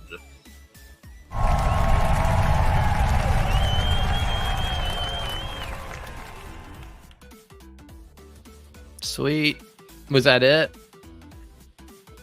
I'm all okay. I've been bad about jumping the last question lately. Just want to make sure. All right. Oh. I'll try to go back to whatever we were at. Anyway, yeah, feels good to get another win in, but yeah, might have to be me versus Zane at some point. Now you have to host trivia I might while have to Zane host comes back trivia. and schools us. All right. So now we've got winning philosophical again. Whining. This one says winning. Fairly sure. No. Winning has two ends. Winning has three Oh. ends. This Man, one only I has stink. two. I've exposed myself as being bad at math and reading this episode. You're illiterate and innumerate. Yep. I blame Jake. Whatever. He's confusing me with making it something different every episode. I'm like, well, what clever thing is it now? But he just gave me a normal one. He set me up. All right. What do you guys got? Anything you just want to riff on or talk about? Now you got election stuff, Nick. Anything else to add about that? Or No, I kind of went through the whole thing at the beginning. You know, it's great that you guys are going to go in studio with Binkley, and I'll have it set up to get everyone. You know, it's a process running. Yeah, Forrest Mommy, I'm ready for it to be over, and like, it didn't end up being as serious as I mean, I'm still doing what I can, but there's a lot to it, and especially, and you start running, and it's kind of like you're lost on it, even though like I've taken some of the trainings we've done, the party did, some of the I did it in Reno. I did it when they did the regional ones for the LP when I first joined. So I had an idea about running, especially like managing my own campaign. And I'm going to say like, there needs to be more campaign managers in the LP, people who can step up, campaign managers and treasurers to start with. I mean, there needs to be more people all around, but like, that's that's completely right. Forrest Mommy, we are kind of on our own. Our Senate candidate has a little bit of a team, but he drew the most of it, and he's honestly the best candidate we have. So, John Thomas, friend of the show. So, that's but yeah. So just coming down to like basic stuff, right? So, there's all the paperwork and the filing, and have to get stuff notarized, and that's a headache. And like right now, like I said, I'm dealing with getting election poll watcher stuff taken care of, because people want to poll watch, and sometimes the Democrats and Republicans aren't super responsive on that. So it's like, all right, well, I'll set you up. Like, that's no problem for me. I'll put poll watchers in places. But really, it comes down to like thinking it through and trying to be better next time, or on or locally. So one thing was like, I didn't go into the convention really intending to do it. I kind of it was like a couple days before we were talking, and they're like, oh, if we don't have a candidate, you should do it. Bitcoin, you can at least talk on that, talk some economics. So, it kind of fell to me when no one really when there wasn't too much to step, anyone else willing to step up. So I stepped up on it, and it's like going into a convention before the nomination. It's like you want to have your website set up properly with like your working CRM, email system, bank account, committee stuff, raise, and at least like $1,000, $2,000, $3,000 to get started. And if you've got that, like, then you can kind of hit the ground running. I mean, the first bits of the campaign started through petitioning, which went until August. And then from that point on, it was, trying to get things. And, you don't need a ton of people, but when you think about like the cost for signs, like I spent $100 on signs, not 100. I got 100 signs. That cost me like $550. So it's like $5 a sign you're gonna need, and that's just me putting them out in this area. Like I could use 1,000 or 2,000 in this area and a couple thousand in other places if I really wanted to canvass it. thinking about graphics like billboards and more literature. And I didn't even get around to like setting up a, really setting up like call banking and text banking, just because there was not all the time to be handling that. So volunteers on that are definitely something in the future to really be thinking and having someone handle this day-to-day stuff, like someone to reach out and get media, put media out, that find the media, find organizations that you can talk to, find just do this research stuff and let the candidate be the candidate, manage getting volunteers, doing a little bit of the call banking, door knocking, whatever. The door knocking is at least something that like you could run through the party with multiple candidates there. And there's all sorts of things here that it's like, this is the kind of thing that you learn on. And one of our guys in Pennsylvania here recommended a book. I think it's just called Campaign Manager or something. I have it sitting around. I went and bought it. And so I'm trying to figure that out. And at least I'm hoping to run local next year and try to get something or do something. I need to look and actually see what's up for election next year. But I was going to the past 2 months. I've gotten around to going to the local board of supervisor meeting, township supervisor meeting, and they tried to jack taxes on us this year on Monday night. And they tried to implement a fire tax to support the fire department, because under Pennsylvania code, they're allowed to do a 3 mil. As explained in the meeting, they're allowed to do a 3 mils tax specifically for that, so that the other tax money is not being diverted. But the property taxes that they're getting from us is only 3 mils, so it's basically doubling what they get out of property taxes. And there was a lot of opposition from people, and then it got kind of crazy because they're basically just calling voice votes on everything. It's a board of 5 people. And on this one, they called the voice vote, and it sounded like everyone said yes. And then the chair was like, "Oh, I'm against this." And then he called for a roll call vote, and then the tax got shot down 2-3. And then at the end, the 2 people who voted for it had to give everyone a nice lecture about how keeping this budget where it is with the cost of everything that have gone up, we're falling behind on road maintenance. It's always my roads, but I guess the 2 million or so they spent last year only got them paved less than 10 miles of road. And they're like, we've got 300 miles of road to maintain in this township. So I think good old boys with backhoes have done more than 10 miles in North Carolina.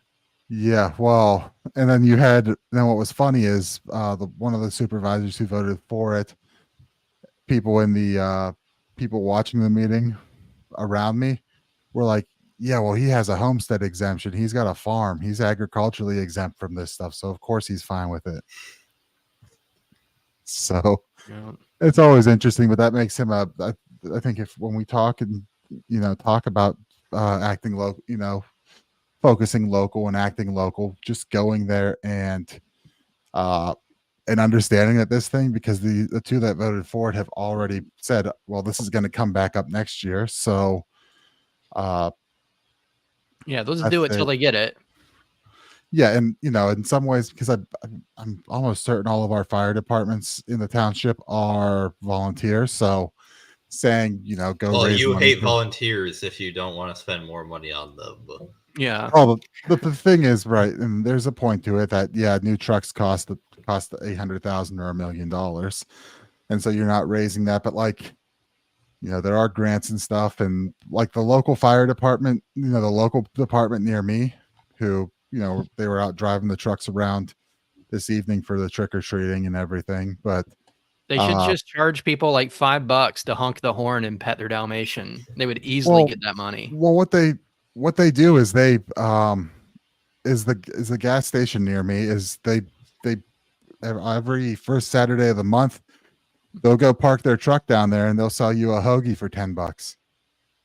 So I go and I buy their hoagies, So I didn't know that Pittsburgh was hoagie land. So you guys are hoagie, land. not grinder, not We're hoagies. Subway or whatever. Yeah, we're All right. hoagies here. So so I go and I'll buy the hoagies. I'll support that, but I think there's other ways where we can talk about, I don't know, some sort of like supporting, it's like, I don't know, maybe you could talk some supporting membership thing, tell people, hey, if everyone throws $5 a month, we don't have to raise taxes on this.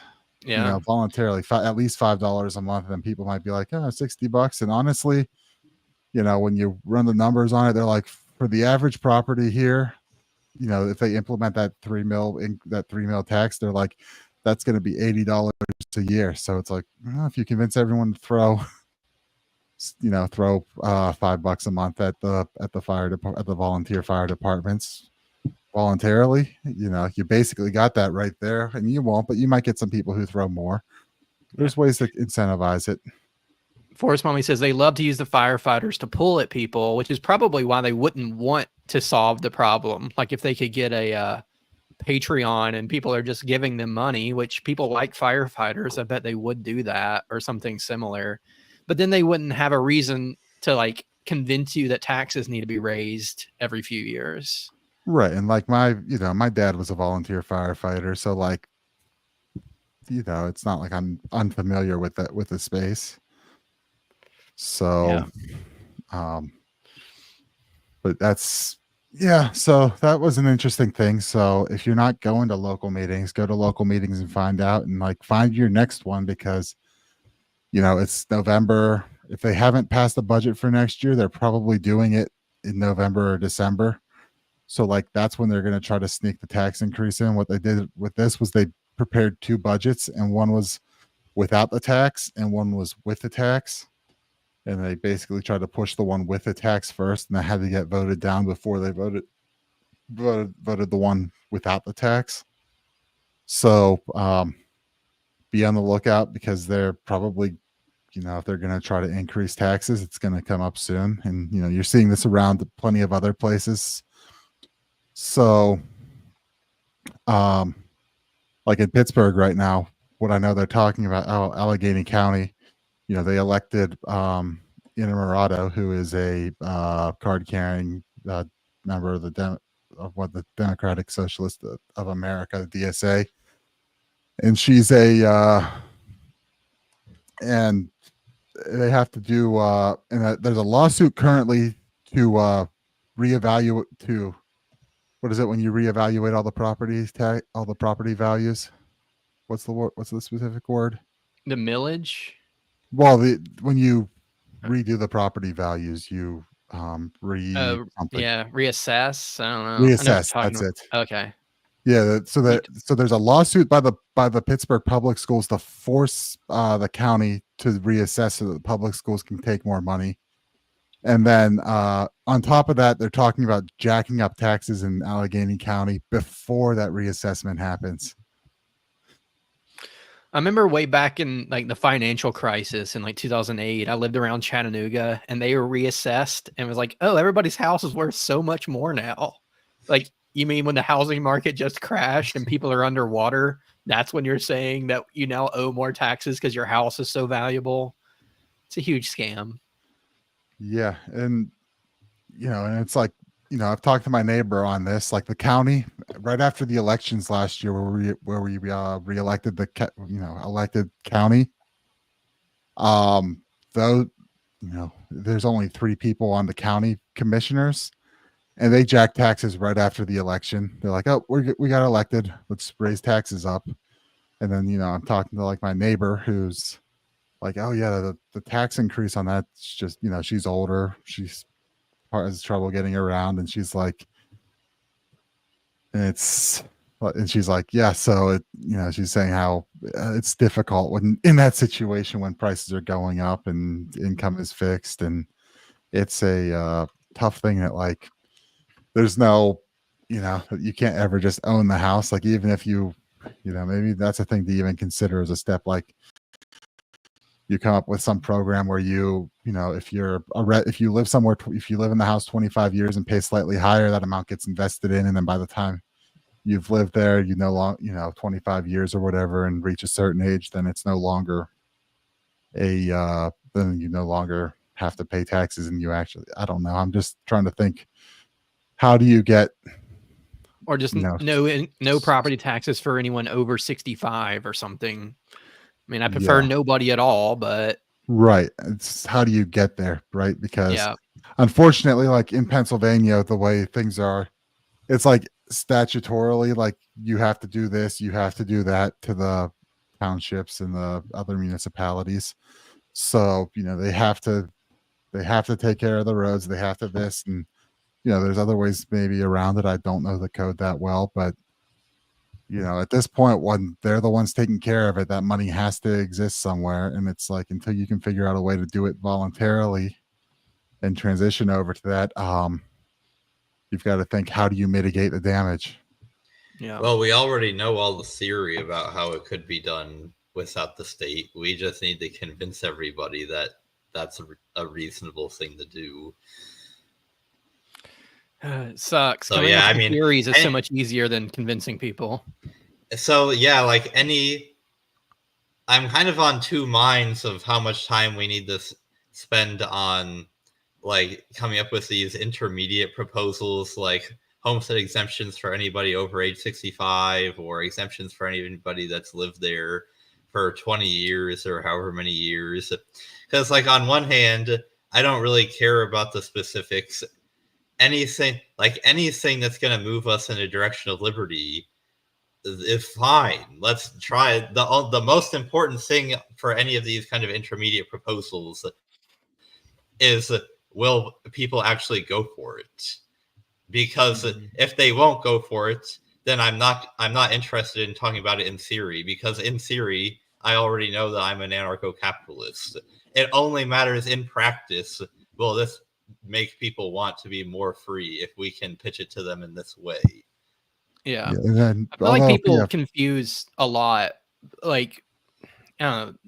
libertarians who want more of an incremental or would accept incrementalism versus somebody who is a mushy kind of middle of the road libertarian. They get lumped in together. And it's I think we're all pretty hardline, anarcho-capitalist, voluntarist, but we would accept an incremental decrease if that's what's on the table. But I guess we don't want to be lumped in with people who are that's all we're looking for, is we just think taxes should be at 24% rather than 25. Or like Forrest Mommy says here, if they were only taking care of the roads and let's say even the fire department, right? Let's say those were the two things, then no one cares. But part of what they also showed, and this was interesting because it's not something I ever really that I had looked into, but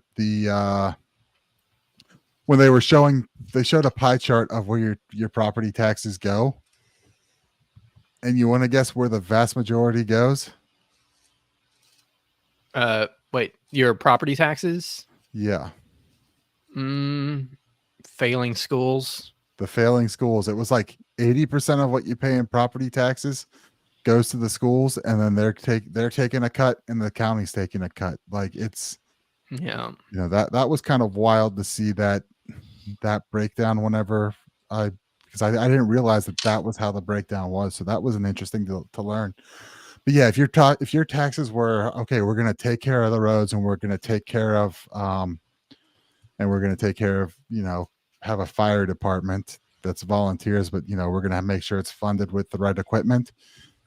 There's not that much that people are going to object to. I mean, I'm in a township. We don't have local police here. We're covered by the state police, even though we're one of the largest populations in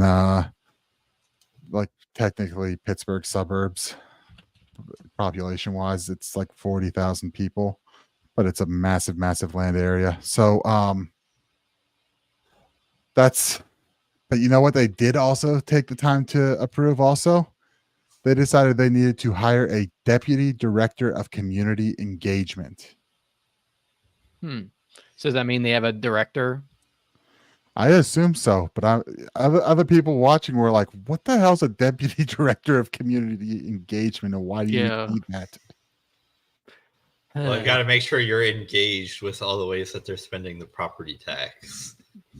Yeah, so it's like you're talking about the budget, and then at the same meeting, you approve hiring and listing that position, and it's like, if you're going to trim the fat, maybe you don't need two people to community engage. Forest Mommy says her county paid political operatives $340,000 to write ballot initiative to keep more tax dollars. So that's a great, nice little scam. Wait. They used taxpayer money to write that ballot initiative, or did the political machine push it? I'm interested in hearing more on that, Forest Mommy.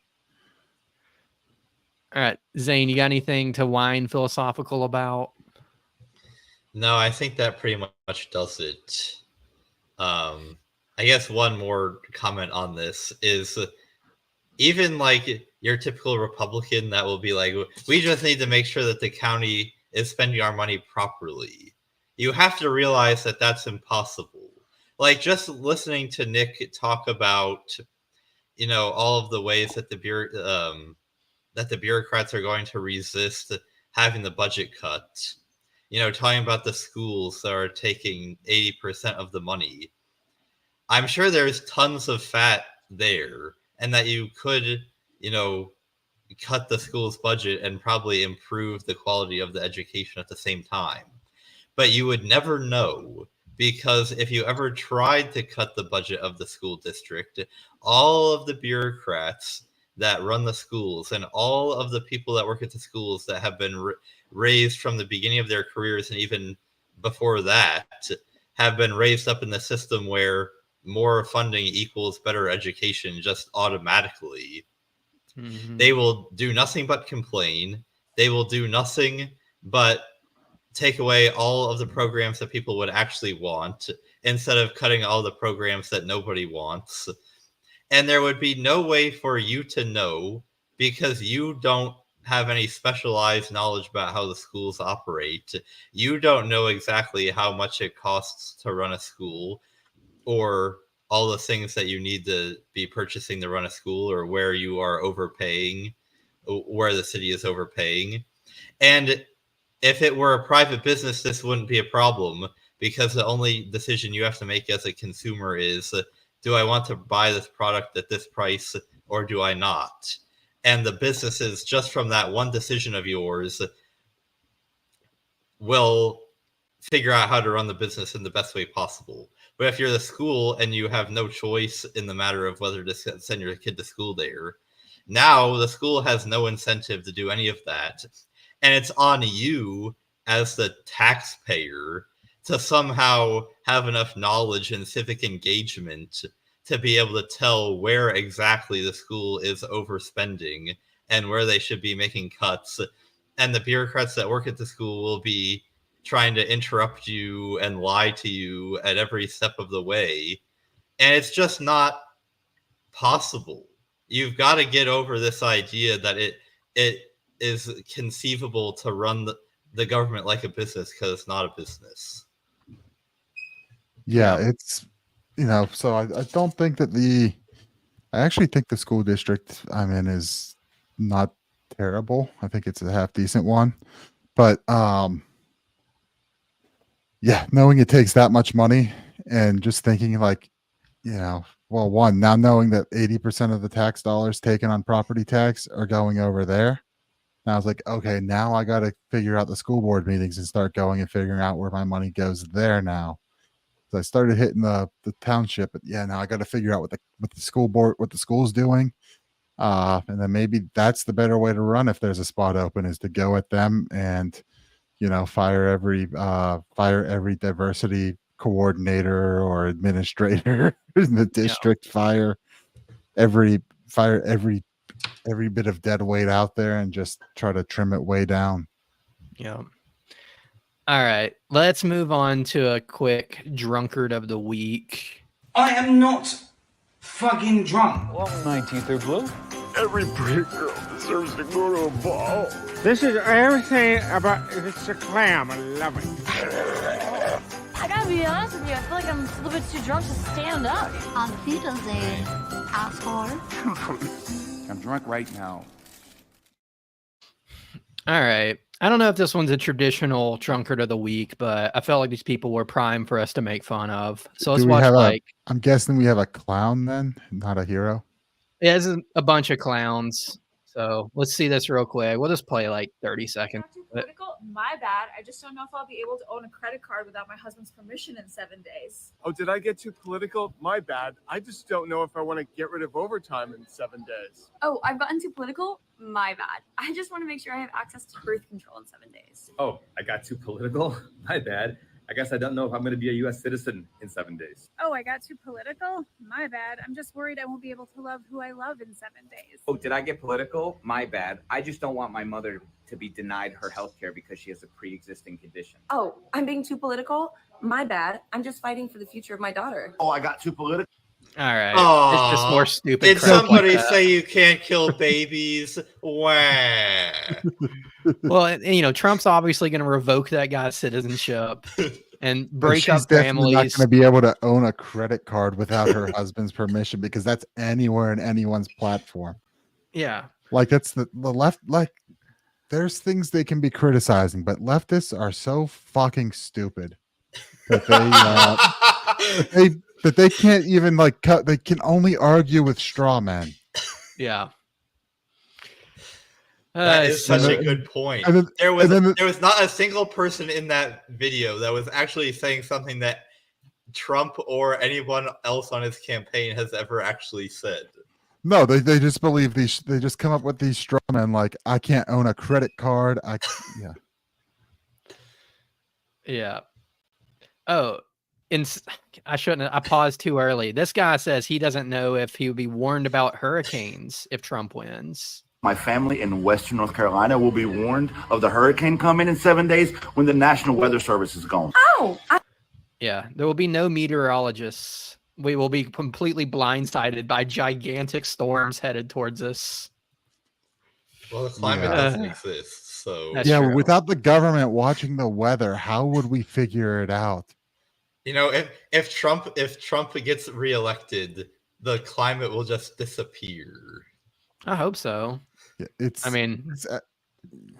it's incredibly frustrating because you're talking to people who are operating on like a 40 IQ on this, just complete NPCs. And then the whole solution is just more government this, more government that, just, you know, healthcare on pre-existing conditions. Like, you know, that's a whole debate to go down. But the fact that what they're pushing at there is, oh, healthcare is a right, so everyone's got to pay to take care of your health. And healthcare includes killing babies. Yeah, there's that too. But it's like, you know, it's, you know, more government this, more taxpayer money that, and it's just more leftists trying to destroy everything, because if you give a leftist an inch, they will destroy a fucking mile. And that's all they're good for, is trying to destroy everything. Just, you know, you have Malay and Argentina making decent gains on it, but the second the leftist gets back in there, even though you see what's working and what's decreasing their inflation rate, dropping rent prices, everything, a leftist will come back in and just anti-human policies just destroy and destroy and destroy. Their whole ideology is to destroy everything. Yeah. Because that's equal. As long as everyone's equally poor and starving, then you have real socialism. And that's where they lead you, is right there. Yep, everyone's going to be equal. And I guess you're going to be happy, because if you're not, off to the gulag. But yeah, because that's the only way you keep the leftist society in control. So all right. Well, before we get into a few funny things, real quick, I'm going to check out banishbigbrother.com. Got a podcast there you can subscribe to. There's some articles, some news that we write, some articles from Mike Meharry. So just go check that out. It's my other project I've been doing. Get on the email Was that list. an article about the Nephilim? Yeah, it was something we talked about in the podcast. There was some silly guy saying that AI is inhabited by Nephilim spirits. So we talked about that for a little bit. I mean, that one. Yeah, we mix serious and goofy stuff. So there's a lot of serious content in there and some important issues, and then every now and then talk about AI being sentient, or maybe it's a Nephilim spirit, according to some random guy. I mean, I've But- heard some wild ones, and I hadn't looked too much because I saw your one article was the mesh-tastic thing. Yeah. I haven't looked too much on that, but I think the bear tooth stuff that you I think you posted that in the Discord at one point, or Jake did. And Jake looked at did, it. yeah. I got around to like looking at some YouTube videos on that. That stuff's cool. That's really, really cool. It's expensive as hell, but it is the bear really, tooth, really, really cool. as far as I can tell, it is mesh-tastic. Mesh-tastic's like the open source side of it, where you could buy a radio for like $50.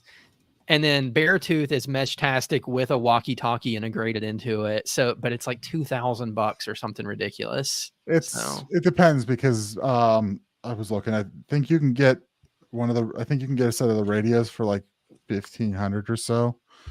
But then like because Still, it's set up because basically when you look at it, they were a military contracted company where they were providing this stuff to the military, and this is their civilian side stuff. So it's using the same, like it's using the ATAC app for civilians and connecting with that, so you can basically like have the same kind of tech that you have out there. I was looking at it and I just thought it was really. This past week because I kind of got back on this radio kick a little bit. Now that the campaign is going to be winding down, I think I might finally try to get my ham license to play with the radios I have. So I bought some new Baofangs and I started looking into how to study for the test. And I went down a radio kick and ended up on that. Because, check out the last Banished Big Brother podcast then, because I talk about actually using mesh-tastic in real life. I went to a music festival last weekend or 2 weekends ago, and there was no cell service, so that's how we communicated. And there were a lot of people there using it. I did not expect that. And then we also talk about Shane putting it up in North Carolina and stuff like that. So because a bunch of people you were using mesh-tastic, you were bouncing through all their Yep. Like I expected it just to be me and my wife, like radio to radio, but it was actually functioning as a mesh network. And we were like getting messages from people miles away. So like, were you sending texts and stuff back? Were you able to send texts back and forth and stuff through it? Yeah. And you weren't able to through the cell service. It was all down because there was too many people. That's pretty sweet. Yeah. This is something I need to get into more because it's so cool. All right. And then just one more reminder, and if the audience has any antics or affirmations, go ahead and put those in there now.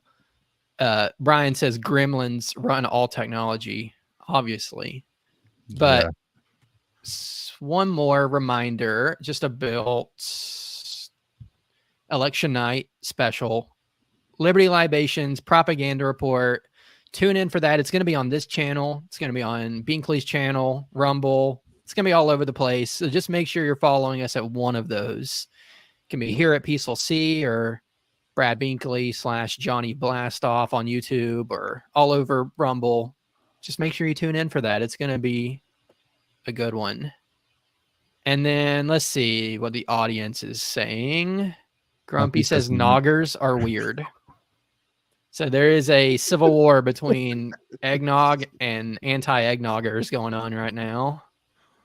And Grumpy has definitely chosen his side, and he will kill over it.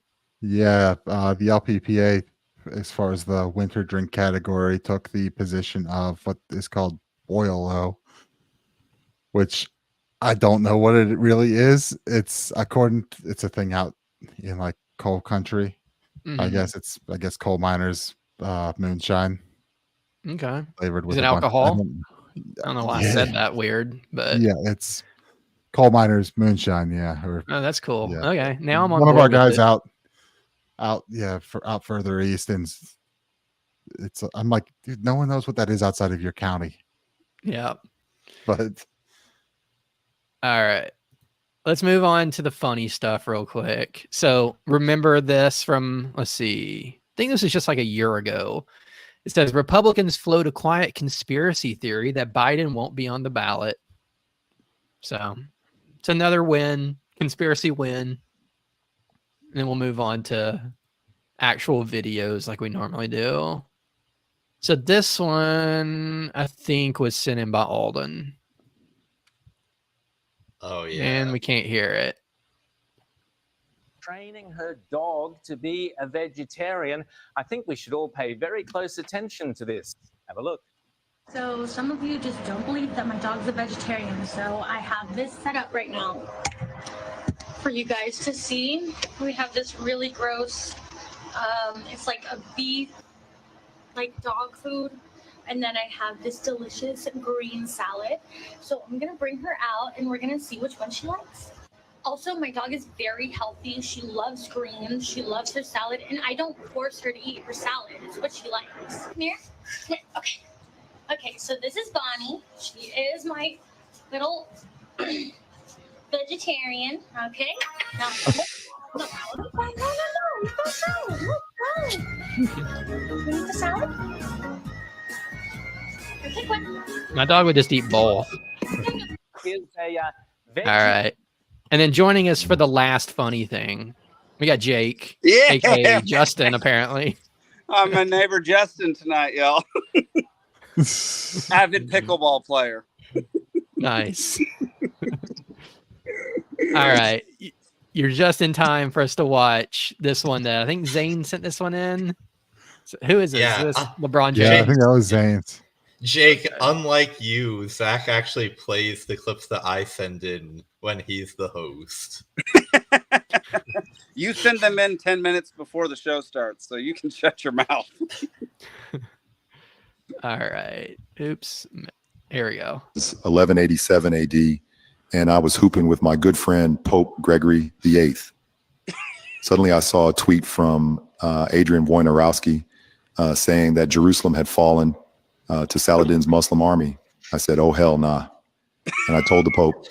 We immediately made a group chat consisting of me, King Richard I, King Philip I, and Emperor Frederick I. I emphasized the need for penance, redemption, and the recovery of the Holy Land. I told them to begin mobilizing their armies and resources immediately to march towards the Middle East. It was 1187. That is wild. I had no idea. Oh, crap. I got rid of Jake. There That was a good clip, All Zane. Good job. Thanks. I had no idea that happened in our history. All right. So, Jake, you have anything to take us out? Any last minute? I just hope everybody's words? having a great Halloween. Yeah. I'm not surprised none of y'all have dressed up for Halloween, but I am bummed that none of y'all have. So that's a huge bummer. Did y'all I talk thought about about it. cryptids or anything crazy like that? Talked about Stormy Daniels' ghost, Tentacle ghost. Perfect. Mm-hmm. That's a great Halloween topic. I love it. I bet Zane had a lot to say about her ghost. Yeah, he was ever the downer on it. Oh, well, y'all, show number 99. Bravo. We're almost to 100. You want to guess who won trivia? You did. Guaranteed. Mm-hmm. Yeah, Yeah. I kind of ran away with it at the end. Yeah. Well, Zane's not playing, so you definitely won. But yeah, y'all, election night special on Tuesday. Are y'all friggin' stoked? It's going to be awesome. We're going to be in a studio with the Propaganda Report crew. Maybe a live studio audience. It's going to be a good time. It's going to be a fun, Yeah, I was fun telling evening. Zach. I was telling Zach earlier that I'm so excited to finally be on a real podcast. Fair enough. Fair enough. I'm workshopping right now, having our own map system where we declare winners and losers, and we get to show it. I figured out. I have a program that can do it. So I think we're going to do. I want to be very dramatic about it and be like, at this hour, Liberty Libations is calling North Carolina for former President Trump. Okay, so this And you call the PA reminds me- state. Can you call the PA state treasurer race for me just for the fun of it? I will deny that election for the rest of my life. Okay, so in 2020, I was watching the election live stream that the Daily Wire was putting on, and they had a bunch of their own pollsters like doing stuff, and they called Arizona for Trump. which was an all-time unfortunate decision for them. I remember that actually. That was really embarrassing. What you should do is you should consult the gnome whenever it's time, and let the gnome make the calls. I like that. I like that a lot. Yeah. All right. That'd be a I'm fun way to stoked, do y'all. it. It's gonna be a good Tuesday. And then the deal is we're not gonna do a Thursday show because it would be our 100th. So we're gonna postpone it till the next week. Unless something crazy happens with the election on Wednesday or Thursday, and then we'll have another special show that evening. Yeah, we'll call it 99.5. Call it 99.5 exactly. We just won't do trivia, then it won't count. There we go. Yeah, no trivia, no count. All right. Well, that's it for us. Thanks for tuning in, and we will see you guys on election night in studio. Make sure you're following us here or Binkley's channel. Just tune in, hang out with us. It's going to be a great time. Thanks, everybody. See you next time.